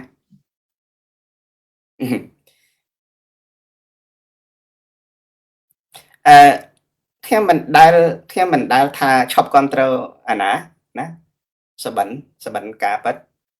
ហើយសបិននឹងការប៉ັດខ្ញុំមិនដែលប្រកាសថាខ្ញុំឈប់គ្រប់គ្រងណាប៉ុន្តែខ្ញុំឃើញថាចង្វាក់ខាតខ្លះខ្ញុំផ្ដល់មតិយ៉ាងខ្ញុំនៅតែគ្រប់គ្រងតែខ្ញុំគ្រប់គ្រងទាំងអស់គ្នាអីឆ្លាក់ជននយោបាយណាក៏ដោយខ្ញុំគ្រប់គ្រងទាំងអស់គ្នាក៏ប៉ុន្តែខ្ញុំមិនគ្រប់គ្រងនៅគោលនយោបាយឬក៏សកម្មភាពទាំងឡាយណាដែលធ្វើទៅអត់គេថាអត់ប្រយោជន៍បំផ្លាញតែពេលវេលាឬក៏ជាសកម្មភាពដែលបំរើគេហៅស្អីបំរើផលប្រយោជន៍នយោបាយរបស់គូប្រកួតយើងណា អានឹងខ្ញុំអត់គ្រប់ត្រូវទេឧទាហរណ៍ដូចជាទៅប្តឹងប្រទេសថៃតាក់ទងនឹង ICJ ICC IC ស្អីហ្នឹងណាវាគឺជាសកម្មភាពដែលបំរើបេសកកម្មនយោបាយរបស់ហ៊ុនសែនណាការទៅធ្វើសកម្មភាពណាឆ្វេងស្ដាំរឿងទាំងអស់ហ្នឹងគឺជាកិច្ចការបំរើនយោបាយដើម្បីឲ្យហ៊ុនសែនកាន់តែមានអំណាចអាហ្នឹងដោយរបៀបថាយកស្លាប់ទៅពាក់ឲ្យខ្លាអញ្ចឹងណារបៀបអញ្ចឹងខ្ញុំមិនគ្រប់ត្រូវតែប៉ុណ្ណឹងសកម្មភាពខ្លះកិច្ចការខ្លះខ្ញុំអត់គ្រប់ត្រូវប៉ុន្តែបើការងារណាដែលវាតាក់ទងជាមួយនឹងការពង្រឹងកម្លាំងបន្តបេសកកម្មទៅធ្វើការផ្លាស់ប្ដូររបស់ហ៊ុនសែនណាសកម្មភាពណាក៏ខ្ញុំទៅដែរក៏ខ្ញុំធ្វើដែរចឹងយ៉ាងណាដូច្នេះខ្ញុំហ្នឹងហើយមានបងប្អូនខ្លះមើលឃើញថាខ្ញុំប្រហែលជាឈប់គ្រប់ត្រូវមែនទេខ្ញុំនៅតែគ្រប់ត្រូវប៉ុន្តែខ្ញុំនៅតែគ្រប់ត្រូវការងារដែលត្រឹមត្រូវការងារណាដែលផ្ទុយជាមួយនឹងបេសកកម្មរួមខ្ញុំអត់គ្រប់ត្រូវហើយមិនខ្ញុំអត់តាន់តែមិនគ្រប់ត្រូវទេខ្ញុំបរិហារឬក៏ខ្ញុំបកអាក្រាតហើយខ្ញុំបន្តទៅទៀតនេះដែលខ្ញុំនិយាយរាល់ថ្ងៃនេះណាគឺក្នុងន័យអញ្ចឹងខ្ញុំក្នុងន័យថាយើងមិនអាចធ្វើអ្វីទៅតាមអារម្មណ៍របស់យើងបានទេយើងត្រូវពិចារណាអំពីហេតុផលហើយនឹងពិចារណាអំពីផលប៉ះពាល់របស់វាបាទបងសានមិនហ្នឹងហើយបើសម្ភារៈយើងយកទៅដាក់គោកន្លែងណាវានៅកន្លែងនោះរួចហើយបើសិនជាយើងមិនបានថែវាមិនបានទុកដាក់វាឲ្យត្រឹមត្រូវវាអាចនឹងប៉ះពាល់អំពីសន្សើមប៉ះពាល់អំពីទឹកភ្លៀងឬក៏វាអាចពុករលួយខូចអីចឹងទៅអានោះសម្ភារៈក៏ប៉ុន្តែមនុស្សណាបើសិនជាយកទៅដាក់នៅកន្លែងណាមួយដែលខ្វះលក្ខខណ្ឌនៃការសម្របសម្រួលឬក៏ការយល់យោគគ្នាឬក៏គេហៅស្អីទស្សនៈស្របគ្នាយ៉ាងណាហ្នឹងណាតែมันអាច accommodate កន្លែងហ្នឹងបានទោះបីស្រួលប៉ុណ្ណាដូចយើងនៅក្នុងស្រុកខ្មែរអញ្ចឹងណាយើងដឹងថាទស្សនៈរបស់ពួកយើងគឺយើងប្រឆាំងជាមួយនឹងអំពើឈ្លានពានសម្ងាត់របស់យើងប្រឆាំងជាមួយនឹងការដឹកនាំផ្ដាច់ការនិងរបបដែលពោពេញទៅដោយអំពើពុករលួយបពុនិយមយើងមិនអាចរស់នៅក្នុងបរិយាកាសរបៀបហ្នឹង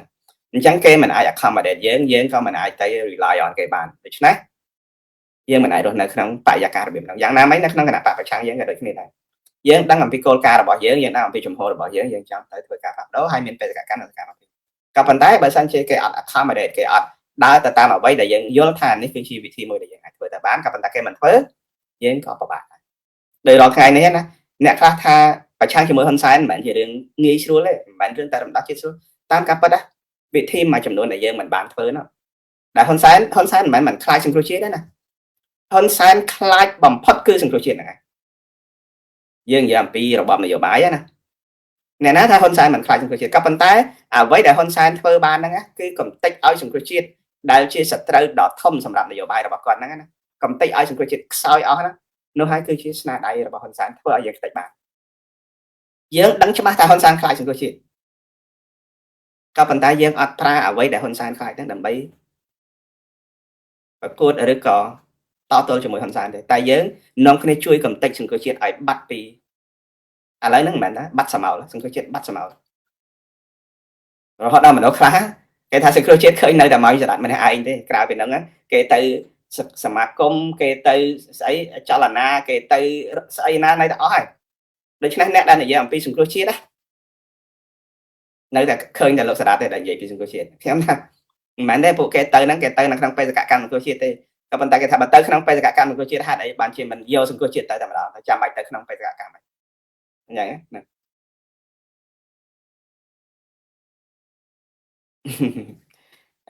ឆាប់ខ្ញុំមើលតើទៀតណា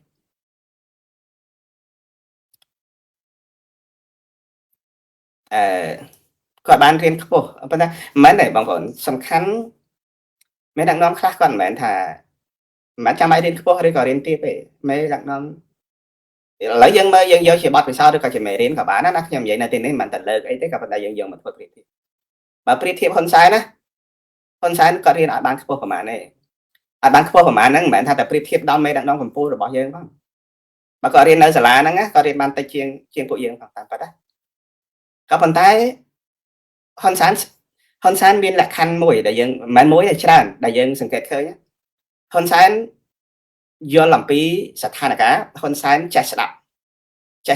អ្នកណាដែលផ្ដល់ផលប្រយោជន៍នយោបាយឲ្យគាត់សម្រាប់យកជ័យជំនះគាត់ស្ដាប់គាត់ឆក់យកព័ត៌មានហ្នឹងប៉ុន្តែព័ត៌មានណាដែលវាខាតផលប្រយោជន៍របស់គាត់គឺគាត់សម្អុយចោល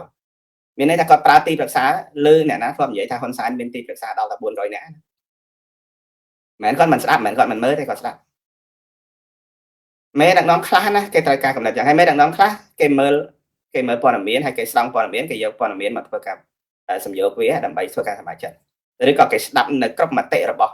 អ្នកដែលនៅក្រោមអាវាតថាអ្នកណាមានស្អីមានអីកន្លែងណាគេឆ្កាស់សួររួចហើយគេយកមកធ្វើសំយោគជួនកាលព័ត៌មានខ្លះឬក៏យុទ្ធសាស្ត្រខ្លះឬក៏សកម្មភាពខ្លះមេដឹកនាំមិនចាំបាច់ត្រូវមានទេក៏ប៉ុន្តែដឹងត្រួសថាលក្ខខណ្ឌនេះវាអាចឆ្លើយតបជាមួយនឹងលក្ខខណ្ឌនោះអញ្ចឹងគេឲ្យអ្នកនោះទទួលបន្ទុកផ្នែកហ្នឹងជួយធ្វើកិច្ចការហ្នឹងដើម្បីសំយោគចូលកិច្ចការនេះគេប្រើមនុស្សគ្រប់ជ្រុងជ្រោយដើម្បីឲ្យទៅជាធនធានប្រមូលផ្ដុំអញ្ចឹងណាប៉ុន្តែយើងអត់ទេយើងភាគច្រើនខ្ញុំមើលណាខ្ញុំមិនថាអត់ទេប៉ុន្តែភាគច្រើនខ្ញុំមើលឃើញថាអ្វីគ្រប់យ៉ាងគឺតែបុគ្គលម្នាក់តែម្នាក់ហ្នឹងថាកគឺកហើយទោះបីយើងបញ្យល់ថាមិនមែនកទេអានឹងវាគឺជាខកខគាត់អត់ស្ដាប់តែអានឹងគឺកគឺទៅករហូតដល់ធ្លាក់ជ្រុះមហន្តរាយហើយនៅតែជឿថាម្នាក់ហ្នឹងមិនខុសទៀតណា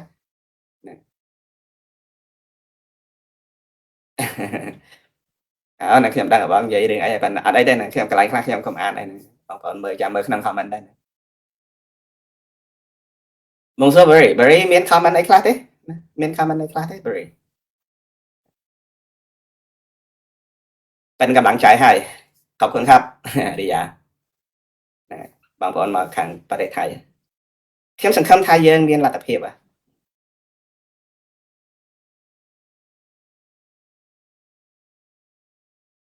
នឹងហើយសំណួរហ្នឹងល្អថាខ្ញុំនៅក្រៅប្រទេសដែរតែខ្ញុំមានវិធីត្រូវធ្វើយ៉ាងម៉េចដើម្បីផ្លាស់ប្ដូររបបហ៊ុនសែនបានហ្នឹងណាវិធីមានហើយសកម្មភាពក៏កំពុងធ្វើហើយដែរប៉ុន្តែថាចំណុចខ្លះយើងអាចយឺនបន្តិចដោយសារទី1អំណាចនយោបាយឬក៏អំណាចរដ្ឋបាលបងប្អូនខ្លះថាហេតុអីបានជាត្រូវការអំណាចខ្ញុំថាខ្ញុំមិនមែនត្រូវការអំណាចទេខ្ញុំត្រូវការសិទ្ធិមួយដើម្បីសម្រាប់ក្នុងករណីយកទៅអនុវត្តក៏ប៉ុន្តែឥឡូវនេះវាមាន2ក្របខ័ណ្ឌឬក៏មាន2លក្ខខណ្ឌដោយសារកម្លាំងនៃការចងក្រងរបស់យើងសម្រាប់ដើរទៅរកការផ្លាស់ប្ដូរហ្នឹងយើងដឹងច្បាស់ហើយថាការផ្លាស់ប្ដូរគឺវាត្រូវការចលករធំណាដើម្បីជំរុញ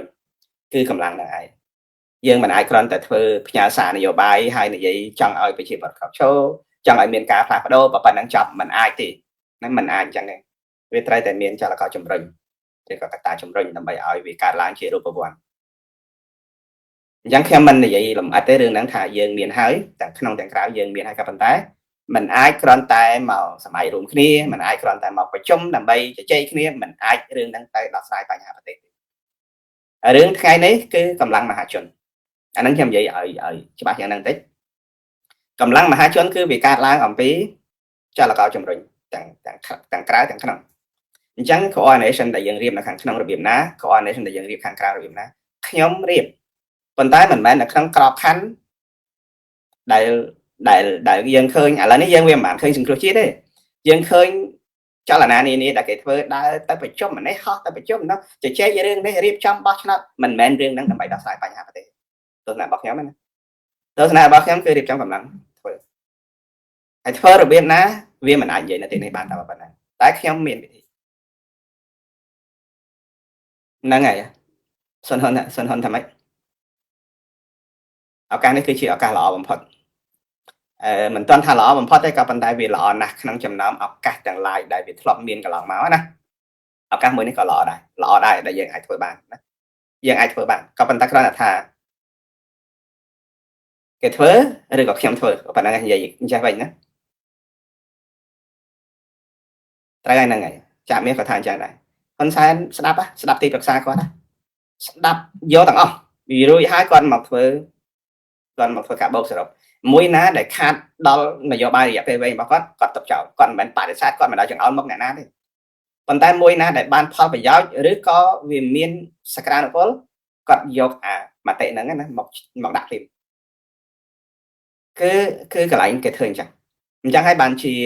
មេដឹកនាំត្រូវការជំនួយការច្រើនមេដឹកនាំត្រូវការអ្នកដែលនៅជុំវិញខ្លួនច្រើនហ្នឹងមានន័យថាទាំងអ្នកបច្ចេកទេសយុទ្ធសាស្ត្រអ្នកបច្ចេកទេសហរញ្ញវត្ថុអ្នកបច្ចេកទេសរដ្ឋបាលអ្នកបច្ចេកទេសគ្រប់យ៉ាងគឺត្រូវនៅជុំវិញគាត់សួរគាត់នាំយើងត្រូវការអញ្ចឹងមេដឹកនាំឥឡូវខ្ញុំចង់ដឹងថាកម្លាំងឬក៏លទ្ធភាពនៃការចងក្រងកម្លាំងខាងក្នុងឧទាហរណ៍អញ្ចឹងណាយើងធ្វើរបៀបណាមានប្រសិទ្ធភាពយើងសួរអ្នកដែលគេកំពុងតែមានកម្លាំងនៅក្នុងដៃយើងសួរអ្នកដែលគេមិនមានកម្លាំងទេក៏ប៉ុន្តែគេមានកំណត់ថាត្រូវរៀបចំរបៀបណា យើងសួររួចហើយយើងមកធ្វើ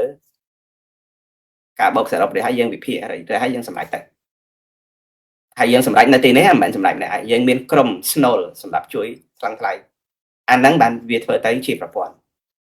ខ្ញុំមើលឃើញអញ្ចឹងមិនអ្នកខ្លះអត់ទេណាដេកយប់ឡើងដេកយសពព្រលឹមឡើងមកដោយយុទ្ធសាស្ត្របាត់ហ្នឹងនៅចាក់មាសគាត់លើកឧទាហរណ៍គាត់ជម្រាបមកថាមនុស្សម្នាក់ណាមានជំនាញរៀងខ្លួនអបប្រមាណនៅជំវិញថ្នាក់ដឹកនាំមានអ្នកជំនាញប្រតិបត្តិការដោយផ្ទាល់មានអ្នកជំនាញប្រមូលកម្លាំងមានអ្នកជំនាញហិរញ្ញវត្ថុមានអ្នកជំនាញរដ្ឋបាលមានអ្នកជំនាញច្បាប់ជំនាញរៀងខ្លួនយើងយកជំនាញហ្នឹងមកដាក់ជាពាក្យហូបជំនាញនៅក្បែរខ្លួនយើងហើយយើងចាំស្ដាប់ថាទស្សនៈរបៀបនេះស្ថានភាពរបៀបនេះគេធ្វើម៉េចយើងដឹងថាមេឆ្លាតហើយក៏ប៉ុន្តែមិនមែនឆ្លាតគ្រប់រឿងទេមិនអាចឆ្លាតគ្រប់រឿងទេហ្នឹងហើយប៉ុន្តែអ្វីដែលមេមានគឺសេចក្តីសម្រេចចុងក្រោយថាត្រូវធ្វើរបៀបណាយើងទាំងអស់គ្នាឯកភាពនៅលើចំណុចហ្នឹងអាហ្នឹងយើងធ្វើ very at work អូខេហ្នឹងហើយយើងធ្វើអញ្ចឹងអានេះជាទស្សនៈទេហើយកុំគិតថាអ្វីដែលខ្ញុំនិយាយនេះរិះគន់ឬក៏ដេញដោលមិនមែនទេគឺបំផុសស្មារតីឲ្យយើងទាំងអស់គ្នាកសាងជំនឿហើយនឹងគេហៅស្អីកម្លាំងប្រមូលផ្ដុំសម្រាប់ដើរទៅមុខទៀតអ្នកខ្ញុំឃើញអ្នកនៅសមរភូមិមកក៏មានចូលមកដែរអ្នកនៅសមរភូមិក៏មានចូលមកដែរប៉ុន្តែខ្ញុំមិននិយាយទេអ្នកហ្នឹងគឺអ្នកដែលកំពុងតែរាល់ថ្ងៃណាយើងមិនមែនថាពឹងផ្អែកទៅលើរចនាសម្ព័ន្ធណាមួយពឹងផ្អែកទៅលើបណ្ដាញណាមួយឬក៏ពឹងផ្អែកទៅលើក្រុមណាមួយក្នុងការធ្វើសកម្មភាពក៏ប៉ុន្តែឲ្យតែក្រុមទាំងអស់ហ្នឹងបណ្ដាញទាំងអស់ហ្នឹងមានលទ្ធភាពក្នុងការប្រមូលផ្ដុំនិងធ្វើសកម្មភាពណាបានយើងចាត់ទុកថាជាកម្លាំងរបស់យើងបងប្អូនចាំហើយនៅក្នុងឆ្នាំ2013មិនមែនកម្លាំងសង្គ្រោះជាតិតែមួយទេណាមិនមែនតែកម្លាំងតែពលរដ្ឋអ្នកគ្រប់គ្រងចង់រាប់ស្លឹកឆ្នោតតែមួយទេណាបងមកពីគ្រប់ផ្នែកទាំងអស់បងប្អូនតែកលែងមើលតែក្រោយវិញដូច្នេះនោះក៏ជាផ្នែកមួយនៃបទពិសោធន៍របស់យើងដែរយើងមិនមែនថាយករឿងទាំងអស់ហ្នឹងមកធ្វើជាគំរូដដែលហ្នឹងទេក៏ប៉ុន្តែយើងថាអ្វីដែលយើងបានឆ្លងកាត់យើងយកវាមកឆ្លោះបញ្ចាំងចាំមានថាអង្គភាពមួយខ្លាំងតែបានអាស្រ័យទៅលើមេបញ្ជាការ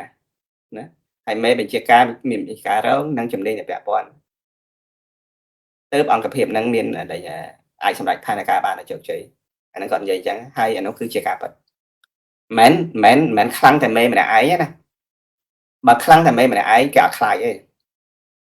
ពីព្រោះមានតែមេខ្លាំងហើយវាអត់មាននៅក្នុងពិភពលោកហ្នឹងវាអត់មានមនុស្សខ្លាំងម្នាក់ឯងវាអត់មានវាត្រូវតែទាំងព្រមវាត្រូវទាំងបើតាមសម្ដីរបស់ចាមីក៏និយាយបើមេបញ្ជាការហ្នឹងខ្លាំងណាមិនមែនគាត់ខ្លាំងទេអ្នកដែលខ្លាំងនៅក្នុងសមរភូមិដែលធ្វើឲ្យគាត់យកជោគជ័យបានហ្នឹងណាមិនមែនមេបញ្ជាការខ្លាំងទេមិនមានន័យថាគាត់មិនខ្លាំងទេចង់និយាយថាគាត់ខ្លាំងចំណុចដែលគាត់អាចគ្រប់គ្រងជំនាញរបស់គាត់ឲ្យជំនាញរបស់គាត់ហ្នឹងមានសមត្ថភាពមានលទ្ធភាពធ្វើកិច្ចការហ្នឹងបានខ្លាំងហើយអ្នកដែលជំនាញហ្នឹងទៀតអបមាថាជំនាញកាភ្លើងធំមេបញ្ជាការកាភ្លើងធំក៏មិនមែនគាត់ជាអ្នកបាញ់ដែរតែព្រោះវាមានជំនាញអាអ្នកបាញ់ហ្នឹងវាមានជំនាញមួយទៀតដូច្នេះគេប្រើជំនាញបូកជាមួយជំនាញបញ្ជាជាមួយជំនាញបន្តគ្នាអញ្ចឹងណាវាជាប្រព័ន្ធរបៀបហ្នឹងបានវាទៅជាប្រមបានវាខ្លាំងអញ្ចឹងណាវាមានមេបញ្ជាការរងមេបញ្ជាការរងបញ្ជាទៅជំនាញហ្នឹងបញ្ជាទៅអ្នកសំបីតែអ្នកបញ្ជាផែនទីក៏ត្រូវបញ្ជាទៅអ្នកដែលសេរីអាដេញ level កាភ្លើងដែរចឹងនិយាយអញ្ចឹងណាគឺគេបន្តគ្នាអញ្ចឹងមិនមេបញ្ជាការខ្លួនឯងផ្កាយ2ផ្កាយ3ទៅឈប់បាញ់កាភ្លើងនៅសមរភូមិមុខមិនមែនទេហើយមិនមែនយើងយកអគ្គមេបញ្ជាការយកមកប្រតិបត្តិការនេះអាប្រតិបត្តិការរាល់ថ្ងៃដែលនៅលើមូលដ្ឋាននេះមិនអាចអញ្ចឹងទេ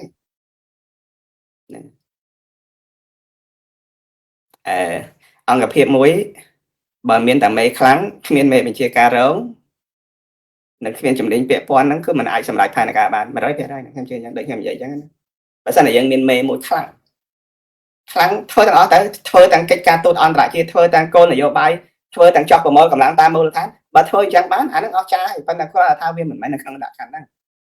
ហើយបើសិនតែធ្វើអញ្ចឹងបានចោះអាជំនួយការឬក៏យើងហៅថាសហការីដែលនៅជុំវិញហ្នឹងរើសមកទៅអីនឹងឲ្យវាដេកផ្ទះរៀងខ្លួនទៅធ្វើម្នាក់ឯងទៅមកពិភពលោកហ្នឹងណាបងប្អូនអាហ្នឹងចាប់ក្តាមដាក់ចង្អេរក៏ត្រូវមួយយ៉ាងដែរបងចំណុចនេះណាអារឿងមនុស្សយើងរាល់ថ្ងៃនៅក្នុងគណៈបកប្រឆាំងហ្នឹងវាប្រស័យប្រសាយវាមកពីអីបងកវិនវាមកពីអីវាមកពីយើងអត់មានគោលការណ៍វាមកពីយើងអត់មាន បទបញ្ញត្តិឬក៏វិន័យផ្ទៃក្នុងវាអត់មានឲ្យវិន័យផ្ទៃក្នុងណាមិនត្រឹមតែមានវិន័យមានសភៅណែនាំឬក៏មាន guideline មានច្បាប់ឬក៏យើងហៅថាគោលការណ៍ហ្នឹងឯងវាត្រូវមានអ្នកអនុវត្តវាត្រូវមានក្រុមដែលគេហៅស្អីគេហៅថាបញ្ជាការណាមានអ្នកគ្រប់គ្រងកម្លាំងមិនអត់មកថាឲ្យគោរពគោលការណ៍នេះហើយសង្ឃឹមថាមនុស្សមកគណៈបកហ្នឹងគោរពគោលការណ៍ហ្នឹងអត់ទេអញ្ចឹងហើយបានគេឲ្យចែកក្រុមចែកប្រធានអនុប្រធានជំនួយការលេខាគេចែកប្រព័ន្ធវាយ៉ាងឧបមាថានៅក្នុងគណៈបកយើងមានចាស់យើងមានប្រធានរួចហើយខ្ញុំអត់និយាយអនុប្រធានទេពីព្រោះអនុប្រធានគាត់តែទទួលបន្ទុករដ្ឋបាលនៅក្នុងផ្ទៃក្នុងរបស់ប្រធានតែប៉ុណ្្នឹងឯងប៉ុន្តែបន្ទាប់ពីប្រធានមកគឺសេនាធិការរបស់ប្រធានជាទូទៅយើងហៅស្អីយើងហៅថាសេនាធិការរបស់លោកប្រធានយើងហៅថាអីប្រធានក្រុមការងារមិនគណៈចន្ទ្រៃគណៈចន្ទ្រៃនៅលើហ្នឹងទៀតសម្រាប់តែគោលនយោបាយអ្នកដែលទទួលកិច្ចការនិងភារកិច្ចហ្នឹងមានប្រធានក្រុមការងារបន្ទាប់ពីប្រធានក្រុមការងារមកអ្នកដែលបញ្ជាឲ្យប្រតិបត្តិការហ្នឹងមិនមែនប្រធានហ្នឹងបញ្ជាប្រតិបត្តិការលើខែទេគឺប្រធានក្រុមការងារមកបញ្ជាប្រតិបត្តិការជាមួយនឹងគេហៅថាគណៈកម្មាធិការប្រតិបត្តិរបស់ខេត្តរួចហើយប្រធានក្រុមការងារមិនមែនតែបញ្ជាឃុំស្រុកសង្កាត់អីទេគឺប្រធានប្រតិបត្តិខេត្តហ្នឹងគេទៅជាមួយស្រុកគេតែបញ្ជាឃុំគេតែគ្រប់គ្រងឃុំនៃភូមិអញ្ចឹងគេវាមានគេហៅ hierarchy របស់គេរបៀបហ្នឹងគឺគេចែកគ្នាធ្វើការងារហ្នឹងរឿងចាប់ក្តាមដាក់ចង្អេរដោយសារវាអត់មានប្រព័ន្ធហ្នឹងជួនកាលមេបញ្ជាការឬក៏អនុប្រធានហ្នឹងណាមិនបញ្ជាមកតាមឋានានុក្រមទេនៅតែបញ្ជាដល់អ្នកដែលអនុវត្តនៅក្នុងភូមិហ្នឹងទៀតរំលងប្រហែលជាន់ទៅដូច្នេះមិនមែនតែអត់មានប្រសិទ្ធភាពទេធ្វើឲ្យអាខាងក្រោមហ្នឹងណាមានខ្នងរាល់ថ្ងៃនេះប្រធានក្រុមការងារដូចទីម៉ងអញ្ចឹងប្រធានក្រុមការងារខ្លះណាដូចទីម៉ងអញ្ចឹងមិនដឹងថាត្រូវធ្វើអីផងណាតែមានអ្នកណាមកពីក្រោះការងារអីទេពីព្រោះគេបញ្ជាត្រង់ទៅក្រោមអស់ហើយណាអាហ្នឹងហើយគឺជាលក្ខខណ្ឌដូចបងកវិននិយាយលក្ខខណ្ឌដែលគេហៅអនាធិបតេយ្យឬក៏យើងហៅថាអ្នកខ្លះគេហៅថាបទបញ្ជាខ្សែទៅតឹងខ្សែមិនឲ្យវាអត់មានអញ្ចឹងទេបើសិនជាយើងអត់មានអាក្របខណ្ឌរដ្ឋបាលហ្នឹងគឺយើងខ្សោយហើយ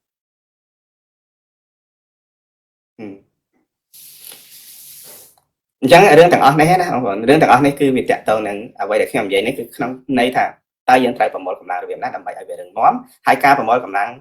ចំណុចសំខាន់គឺនៅចុងក្រោយហ្នឹងឋានានុក្រមនិងការរៀបចំឲ្យមាន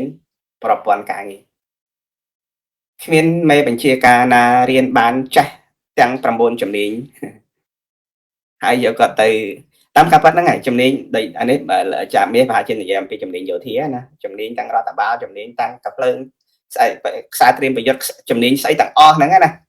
มันមានមេបញ្ជាការណាហ្នឹងទៅរៀនជំនាញទាំង9ជំនាញព្រោះមួយជំនាញយ៉ាងហោចក៏ពី3ឆ្នាំដើម្បីបានជំនាញនឹង3 4ឆ្នាំអញ្ចឹងមេបញ្ជាការមួយមិនអាចហើយក៏មិនចាំបាច់និយាយមែនតើមិនចាំបាច់ទៅរៀនជំនាញទាំងអស់ហ្នឹងដែរគេប្រើសេនាធិការគេប្រើជំនួយការគេប្រើអ្នកជំនាញរៀងខ្លួនអ្នកជំនាញខាងផែនទីគឺគេដឹងតែរឿងផែនទីអ្នកជំនាញតែពីខាងដេញកភ្លើងធំគឺគេដឹងតែកភ្លើងធំអ្នកជំនាញរត់ក្រោះគឺរឿងរត់ក្រោះយ៉ាងនិយាយអញ្ចឹងណា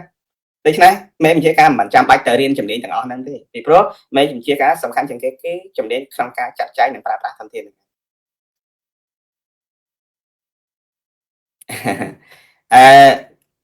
ខ្ញុំគិតថាអញ្ចឹងដែរខ្ញុំចូលដែរក៏ប៉ុន្តែណានៃសវណ្ណខ្ញុំចូលទៅសមាជដែរក៏ប៉ុន្តែដូចខ្ញុំជម្រាបអញ្ចឹងណាតែកម្រិតយើងវាមិនអាចទៅមានឱកាសក្នុងការបដោតជាមតិសាធារណៈនៅក្នុងវេទិកាសំខាន់នៅរឿងហ្នឹងទេណាបងប្អូនហ្នឹងហើយសវណ្ណខ្ញុំក៏ចង់អញ្ចឹងដែរក៏ប៉ុន្តែខ្ញុំជឿថាតាមការបកស្រាយតាមអត្ថាធិប្បាយរបស់ខ្ញុំនិងគោលកំណត់ខ្ញុំនេះបើគេអ្នកយុទ្ធសាស្ត្រគេយកទៅច្បិចយកមកប្រើហ្នឹងវាគ្រប់គ្រាន់ហើយជាពិសេសដែលតកតងជាមួយនឹងការគ្រប់គ្រងកម្លាំងការរៀបចំរចនាសម្ព័ន្ធឡើងវិញអីណាដូចថាយើងនិយាយអំពីរឿងស្អីយើងហៅថាបន្តវេនឬក៏ស្អីចឹងណាបើយើងជាស្ថាប័នឧបមាថាស្ថាប័នរបស់គណៈបកសង្គ្រោះជាតិទៅវាត្រូវតែមានអចិន្ត្រៃយ៍នឹងដាច់ខាតត្រូវតែមានមនុស្សម្នាក់ដែលមិនអាចមកធ្វើការបានដោយថាគាត់នៅជាប់អន្ទាក់នៅក្នុងស្រុកខ្មែរឬក៏គាត់កំពុងតែជាប់ការងារទៅរត់ Uber ហើយឬក៏គាត់តែមានកិច្ចការណាផ្សេងហើយឲ្យគាត់ទៅយើងរកមនុស្សដែលមានសមត្ថភាពមានពេលវេលាគ្រប់គ្រាន់នៅក្នុងការធ្វើកិច្ចការហ្នឹងឬឲ្យដាក់គាត់បញ្ចូលទៅយើងតែងតាំងទៅហើយខ្លាចអីនឹងតែងតាំងអ្នកខ្លះថាមិនហ៊ានចេញលិខិតតែងតាំងទេខ្លាចខុសច្បាប់ហើយខ្ញុំសួរថាច្បាប់ស្អីទៀតបើគេបំផ្លាញយើងគេកំទេចយើងដោយគេរំលោភទាំងច្បាប់ហើយយើងអត់ត្រូវការច្បាប់ហ៊ុនសែនទេខ្ញុំប្រាប់ហើយយើងមិនត្រូវការច្បាប់ហ៊ុនសែនទេទោះបីតែឯងទទួលស្គាល់មិនទទួលស្គាល់រឿងរបស់យើងក្នុងការរៀបចំដើម្បីទៅប្រឆាំងហ៊ុនសែនទេរឿងគឺប៉ុណ្ណឹងណាវាមិនមែនរឿងថាកាលណាតែយើងចេញសេចក្តីសម្រេចនេះទៅយើងវាយត្រាយើងសញ្ញាទៅវាខុសច្បាប់ហើយបើខ្លាចច្បាប់ហ៊ុនសែនដដែលនឹងមកថាស្អីមកតស៊ូទៅអីខ្ញុំនិយាយអញ្ចឹងណានេះសវណ្ណ ខ្ញុំគាត់ថាបើសិនជាខ្ញុំទៅនិយាយខ្ញុំក៏ខ្ញុំជឿថាបងប្អូនគ្រប់គ្រងនៅទស្សនៈរបស់ខ្ញុំហ្នឹងក៏ប៉ុន្តែគ្រាន់ថាវាមិនមែនទៅយើងមិនអាចយកទស្សនៈនឹងការកាត់ខ្ញុំព្រៀងដែរបងប្អូនតែប៉ុណ្្នឹងខ្ញុំត្រៀមយើងហៅស្អីហ្នឹងគេហៅ concept paper กระดาษដេញគោលគំនិតហ្នឹងណាខ្ញុំបានព្រៀងกระดาษគោលគំនិតហ្នឹងទៅហើយតែប៉ុន្តែខ្ញុំមិនបានយកទៅដាក់ជូនដល់អង្គប្រជុំទេខ្ញុំដាក់ជូនដល់ថ្នាក់ដឹកនាំតែប៉ុណ្្នឹងតែក្រុម$23មានវិធីនៃការចូលស្រាប់ដែរទេនៅពេលណាសំណួរហ្នឹងតើសួរខាង$23តើសួរខាង$23ខ្ញុំអត់ដឹងដែរណាដឹងតែគេមានផែនការចឹងនិយាយពីរដ្ឋាភិបាលនេះទេឬក៏យ៉ាងណាទាំងអស់ហ្នឹងក៏ខ្ញុំមិនហ៊ានឆ្លើយចំនួនដែរណាបងចែកកាច់ខ្ញុំអត់ហ៊ានឆ្លើយចំនួនដែរបើសិនជាឆ្លើយអំពីការរៀបចំកម្លាំងដើម្បីដើរទៅមុខឬក៏ក្រោមគោលនយោបាយរបស់គណៈបក្សប្រជាជាតិឬក៏រដ្ឋាភិបាលនេះទេយ៉ាងណាអានឹងចាំស្ដាប់មើលទៅក៏ប៉ុន្តែសម្រាប់ស្ថានភាពរាល់ថ្ងៃនេះបើសិនជាខ្ញុំឆ្លើយដោយតាមការយកឃើញរបស់ខ្ញុំថាដូចជាមិនទាន់ឃើញតម្រុយណាមួយដែលរៀបចំក្នុងការរៀបចំកម្លាំងទៅចូលស្រុកនៅឡើយទេកន្លែងហ្នឹងណាប៉ុន្តែការអីទេរឿងទាំងអស់ហ្នឹងមិនសំខាន់ទេនៅពេលណាដែលមានខ្ញុំចង់ឃើញគណៈចន្ទ្រៃខ្ញុំចង់ឃើញស្អីទាំងអស់ហ្នឹងដើម្បីយកមកធ្វើការអនុម័តលើគោលនយោបាយបើទៅជាគោលនយោបាយហ្នឹងវាត្រូវសម្រាប់យ៉ាងណាត្រូវឲ្យគណៈកម្មការនឹងកាត់ឡើងប៉ុន្តែនេះគឺជាទស្សនៈរួមឥឡូវខ្ញុំមើល comment ទៀតលោកពូតែមកជនជាតិយើងអាចនឹងស្រឡាញ់គ្នាទេ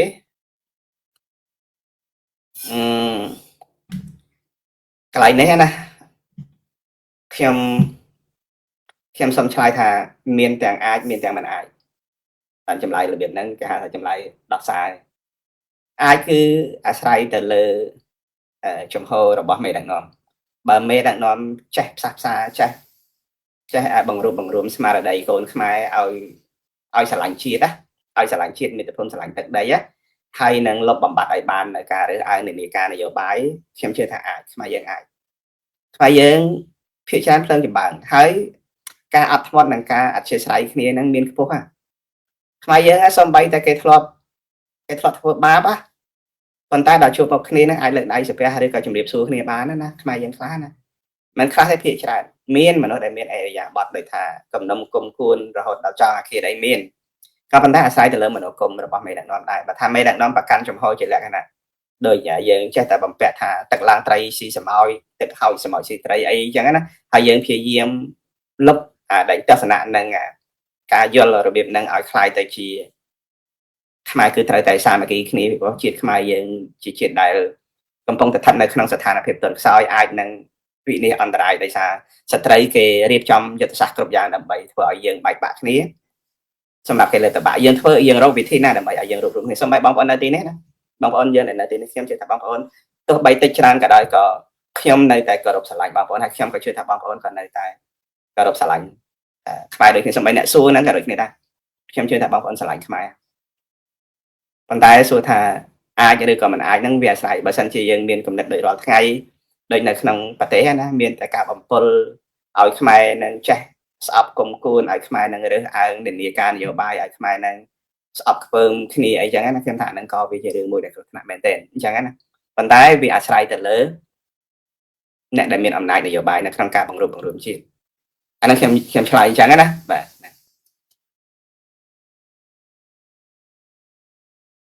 សម្រាប់ហ្នឹងហើយចាក់មានថាអញ្ចឹងមេបញ្ជាការក៏ត្រូវរៀនដឹកនាំរៀនបញ្ជាហ្នឹងតាមថ្នាក់ក្រោមដែរដែលគេមានជំនាញព្រោះថ្នាក់ក្រោមហ្នឹងមិនមែនគេក្នុងឋានន្តរស័ក្តិបើយើងនិយាយអំពីថ្នាក់លើនិងថ្នាក់ក្រោមមែនទេចាក់មានថ្នាក់លើនិងថ្នាក់ក្រោមវាខុសគ្នាតែឋានន្តរស័ក្តិទេប៉ុន្តែជួនកាលមិនមែនសមត្ថភាពនិងចំណេះទេថ្នាក់លើខ្លះមានឋានន្តរស័ក្តិក៏ប៉ុន្តែចំណេះអាចមិនស្មើនឹងថ្នាក់ក្រោមក៏មានដែរដែលដឹងថាដោយហ៊ុនសែនគ្រប់គ្រងប្រទេសណាគាត់មិនមែនជាបណ្ឌិតទេណាមែនទេដោយសារកម្រិតនៃការសិក្សានិងចំណេះដឹងរបស់គាត់ហ្នឹងមិនមែនបណ្ឌិតទេប៉ុន្តែគាត់ថ្នាក់ដឹកនាំដូច្នេះការដឹកនាំរបស់គាត់បើទោះជាយ៉ាងណាក៏ដោយខ្ញុំចង់គ្រាន់តែប្រៀបធៀបថាថ្នាក់លើដែលដឹកនាំមិនប្រកាសថាចេះជាអ្នកក្រោមទេបើសិនជាថ្នាក់ដឹកនាំចេះថ្លឹងថ្លែងថាមានគេចេះជាងខ្លួនដែរហើយស្ដាប់មតិគេដទៃដែរអានឹងគឺជារឿងដែលល្អសម្រាប់មេដឹកនាំអញ្ចឹងមិនមែនដឹកនាំខ្លះប៉ុន្តែនឹងវាមិនមែនជាវប្បធម៌របស់ប្រទេសខ្មែរឬក៏វប្បធម៌របស់សង្គមខ្មែរយើងទេថ្នាក់ដឹកនាំខ្លះគាត់ដឹកនាំដោយនៅបរទេសណាគាត់ដឹកនាំនៅពេលដែលគាត់ធ្វើការសម្រេចចិត្តខុសដោយគាត់វិភាគហើយនឹងគាត់ធ្វើការសន្និដ្ឋាន រួចហើយគាត់ចេញគោលការណ៍ឬក៏សម្ដេចគោលការណ៍ទៅវាខុសគេហ៊ានចោះចេញពីអំណាចដើម្បីឲ្យអ្នកដទៃទៀតមានឱកាសធ្វើនៅកិច្ចការណាដែលគាត់ធ្លាប់បរាជ័យអីចឹងណាមានប៉ុន្តែសង្គមខ្មែរយើងមិនបាច់ទៅរំពឹងឯកន្លែងហ្នឹងណាបើគេឆ្លាតគេយកកំណត់ពូយកទៅប្រើសំខាន់គេឆ្លាតខ្ញុំគិតថាអញ្ចឹងណាយើងសំខាន់គេឆ្លាតប៉ុន្តែអ្វីដែលវាជារឿងដែលគួរឲ្យសោកស្ដាយហ្នឹងត្រង់ថាអ្នកឆ្លាតទាំងអស់ហ្នឹងអត់មានពេលវេលាមកអង្គុយស្ដាប់យើងហើយក៏គេមិនបានឲ្យតម្លៃយើងដើម្បីឲ្យគេស្ដាប់ពីព្រោះគេគិតថាគេឆ្លាតហើយគេធំហើយគេប៉កែហើយអញ្ចឹងណាដូច្នេះគេអត់ចំណាយពេលមកស្ដាប់យើងឯងអាហ្នឹងឆ្លើយទៅយើងយល់ណាប្រហែលជាអញ្ចឹងណាខ្ញុំគិតណាបើគេស្ដាប់ខ្ញុំជឿថាគេអាចនឹងយកគំនិតយើងទៅប្រើខ្លះពីព្រោះគំនិតទាំងអស់នេះគឺជាគំនិតស្ថាបនាគឺជាគំនិតដើម្បីពង្រឹងប៉ុន្តែខ្លាចតែគេមិនបានស្ដាប់យើងណាហ្នឹងហើយនៅចាក់មានថាតើអស់ប្រពន្ធសានតែមនុស្សស្រឡាញ់គ្នាតាមក៏ប៉ិតបើសិនជាមានមនុស្សដោយហ៊ុនម៉ាណែតក៏មិនជាសក់ដែរបើសិនជាគាត់មានតំណមួយថាចេះបង្រួបបង្រួមគ្នាសូម្បីតែរាល់ថ្ងៃអ្នកដែលតស៊ូប្រឆាំងជាមួយលោកហ៊ុនសែនហ្នឹងណាបើយើងមើលឲ្យដល់ទៅណាវាគ្រាន់តែជាការប្រឆាំងនានាការនយោបាយទេដែលមិនត្រូវតែកាប់សម្លាប់មិនត្រូវតែចាក់ដាក់គុកដាក់ច្បាប់មិនត្រូវតែធ្វើទុកចរន្តកម្មដល់អ្នកដទៃទេបើសិនជាខ្មែរចេះអត់អោនគ្នាណាបណ្ដោះអាការស្រឡាញ់គ្នារួបរวมគ្នាខ្មែរខ្លាំងណាខ្មែរពូជមហានគរខ្លាំងណាខ្មែរតែប៉ុន្តែវាមកពីអានានាការនយោបាយហ្នឹងហើយដែលធ្វើឲ្យមនុស្សហ្នឹងរើសអើងគ្នារហូតដល់មនុស្សលែងទុកចិត្តគ្នាកុំថាឡើយតែដល់សង្គមអ្នកនយោបាយសង្គមស្ថាប័នឬក៏ស្អីសំបីតែនៅក្នុងក្រុមគ្រួសារក៏មិនចោះសម្រងគ្នាដោយសារអាមានគំនិតបំបែកនានាការឬក៏ញែកនានាការណាចឹងណាបងប្អូនឥឡូវអញ្ចឹងហ្នឹងហើយដល់ម៉ោងចឹងមកហើយខ្ញុំហ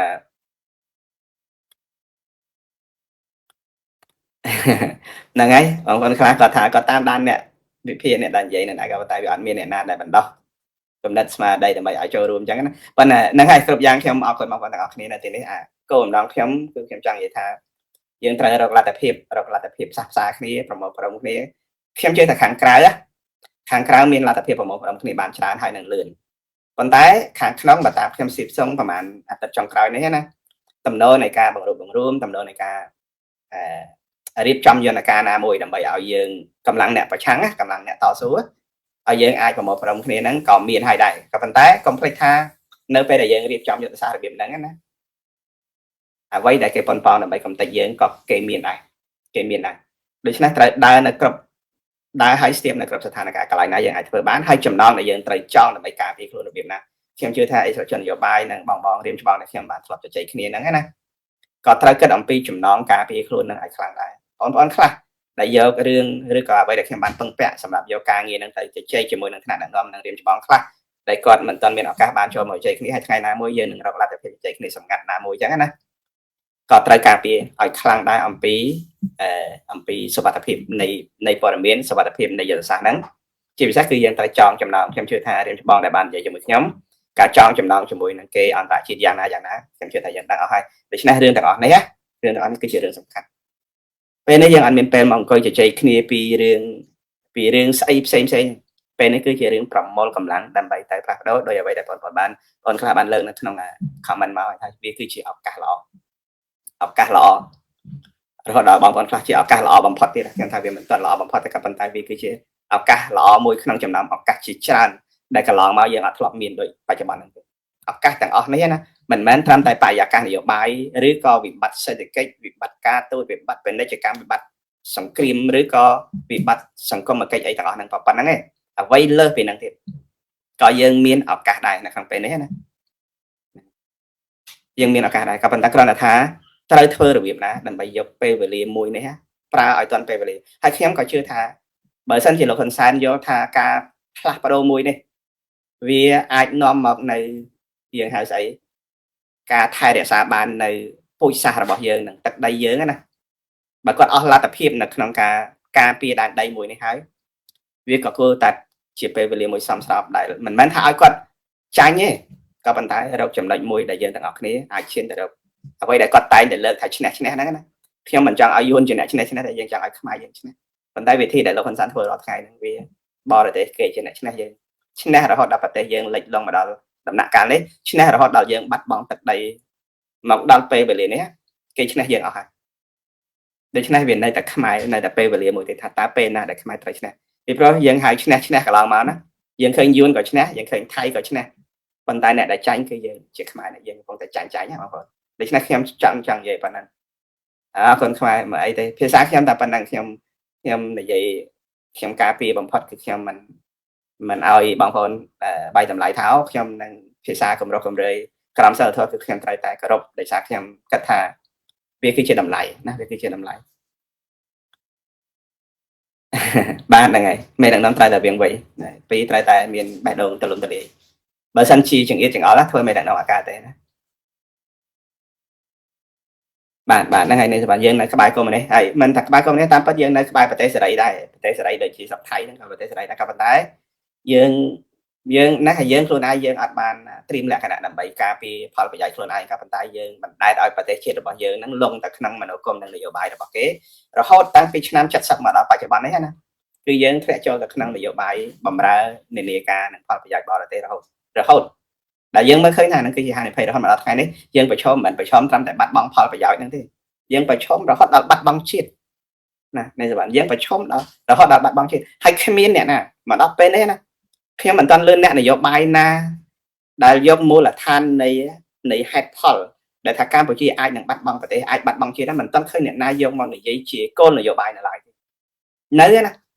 អញ្ចឹងខ្ញុំនិយាយថារឿងខ្មែរណាមិនមែនរឿងតែចំនួនរវាងលោកហ៊ុនសែនជាមួយនឹងសំរងស៊ីមិនមែនតែរវាងអ្នកប្រឆាំងជាមួយនឹងអ្នកដែលកាន់អំណាចហ្នឹងទេរឿងខ្មែរគឺកំពុងតែ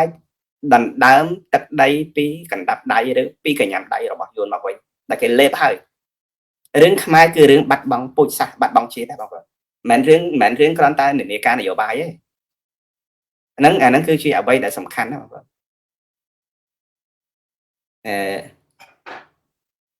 ហ្នឹងហើយតាមពិតខ្ញុំមិនដែរតែស្រុកខ្មែរមានច្បាប់អីចាំមើលថ្ងៃមកស្រុកខ្មែរមិនដែលមានច្បាប់អីកន្លងមកអ្វីដែលគេមានហ្នឹងគឺជាបញ្ញត្តិទាំងឡាយសម្រាប់មកអនុវត្តលើគូប្រកួតឬក៏គេហៅថាជាអាវុធសម្រាប់យកមកកំទេចអ្នកប្រឆាំងដែលខ្ញុំប្រើពាក្យមួយហៅថានីតិសង្គ្រាមហ្នឹងណាបងប្អូនអ្វីដែលគេមាននៅកន្លែងហ្នឹងដែលយើងហៅថាច្បាប់ឬក៏ជានីតិរដ្ឋហ្នឹងនីតិវិធីហ្នឹងគឺជានីតិសង្គ្រាមដែលគេប្រើសម្រាប់អនុវត្តដើម្បីកំទេចយើងនៅប៉ុណ្្នឹងឯងអញ្ចឹងរឿងច្បាប់ស្រុកខ្មែរមិនមានទេអ្នកណាថាស្រុកខ្មែរមានច្បាប់អ្នកណាថាគោលការណ៍ប្រជាធិបតេយ្យអ្នកណាថាមានរដ្ឋធម្មនុញ្ញមិនមែនតែរឿងទាំងអស់ហ្នឹងគឺជាការឆ្ពិនភ្នែកដែលឲ្យយើងយកច្រឡំ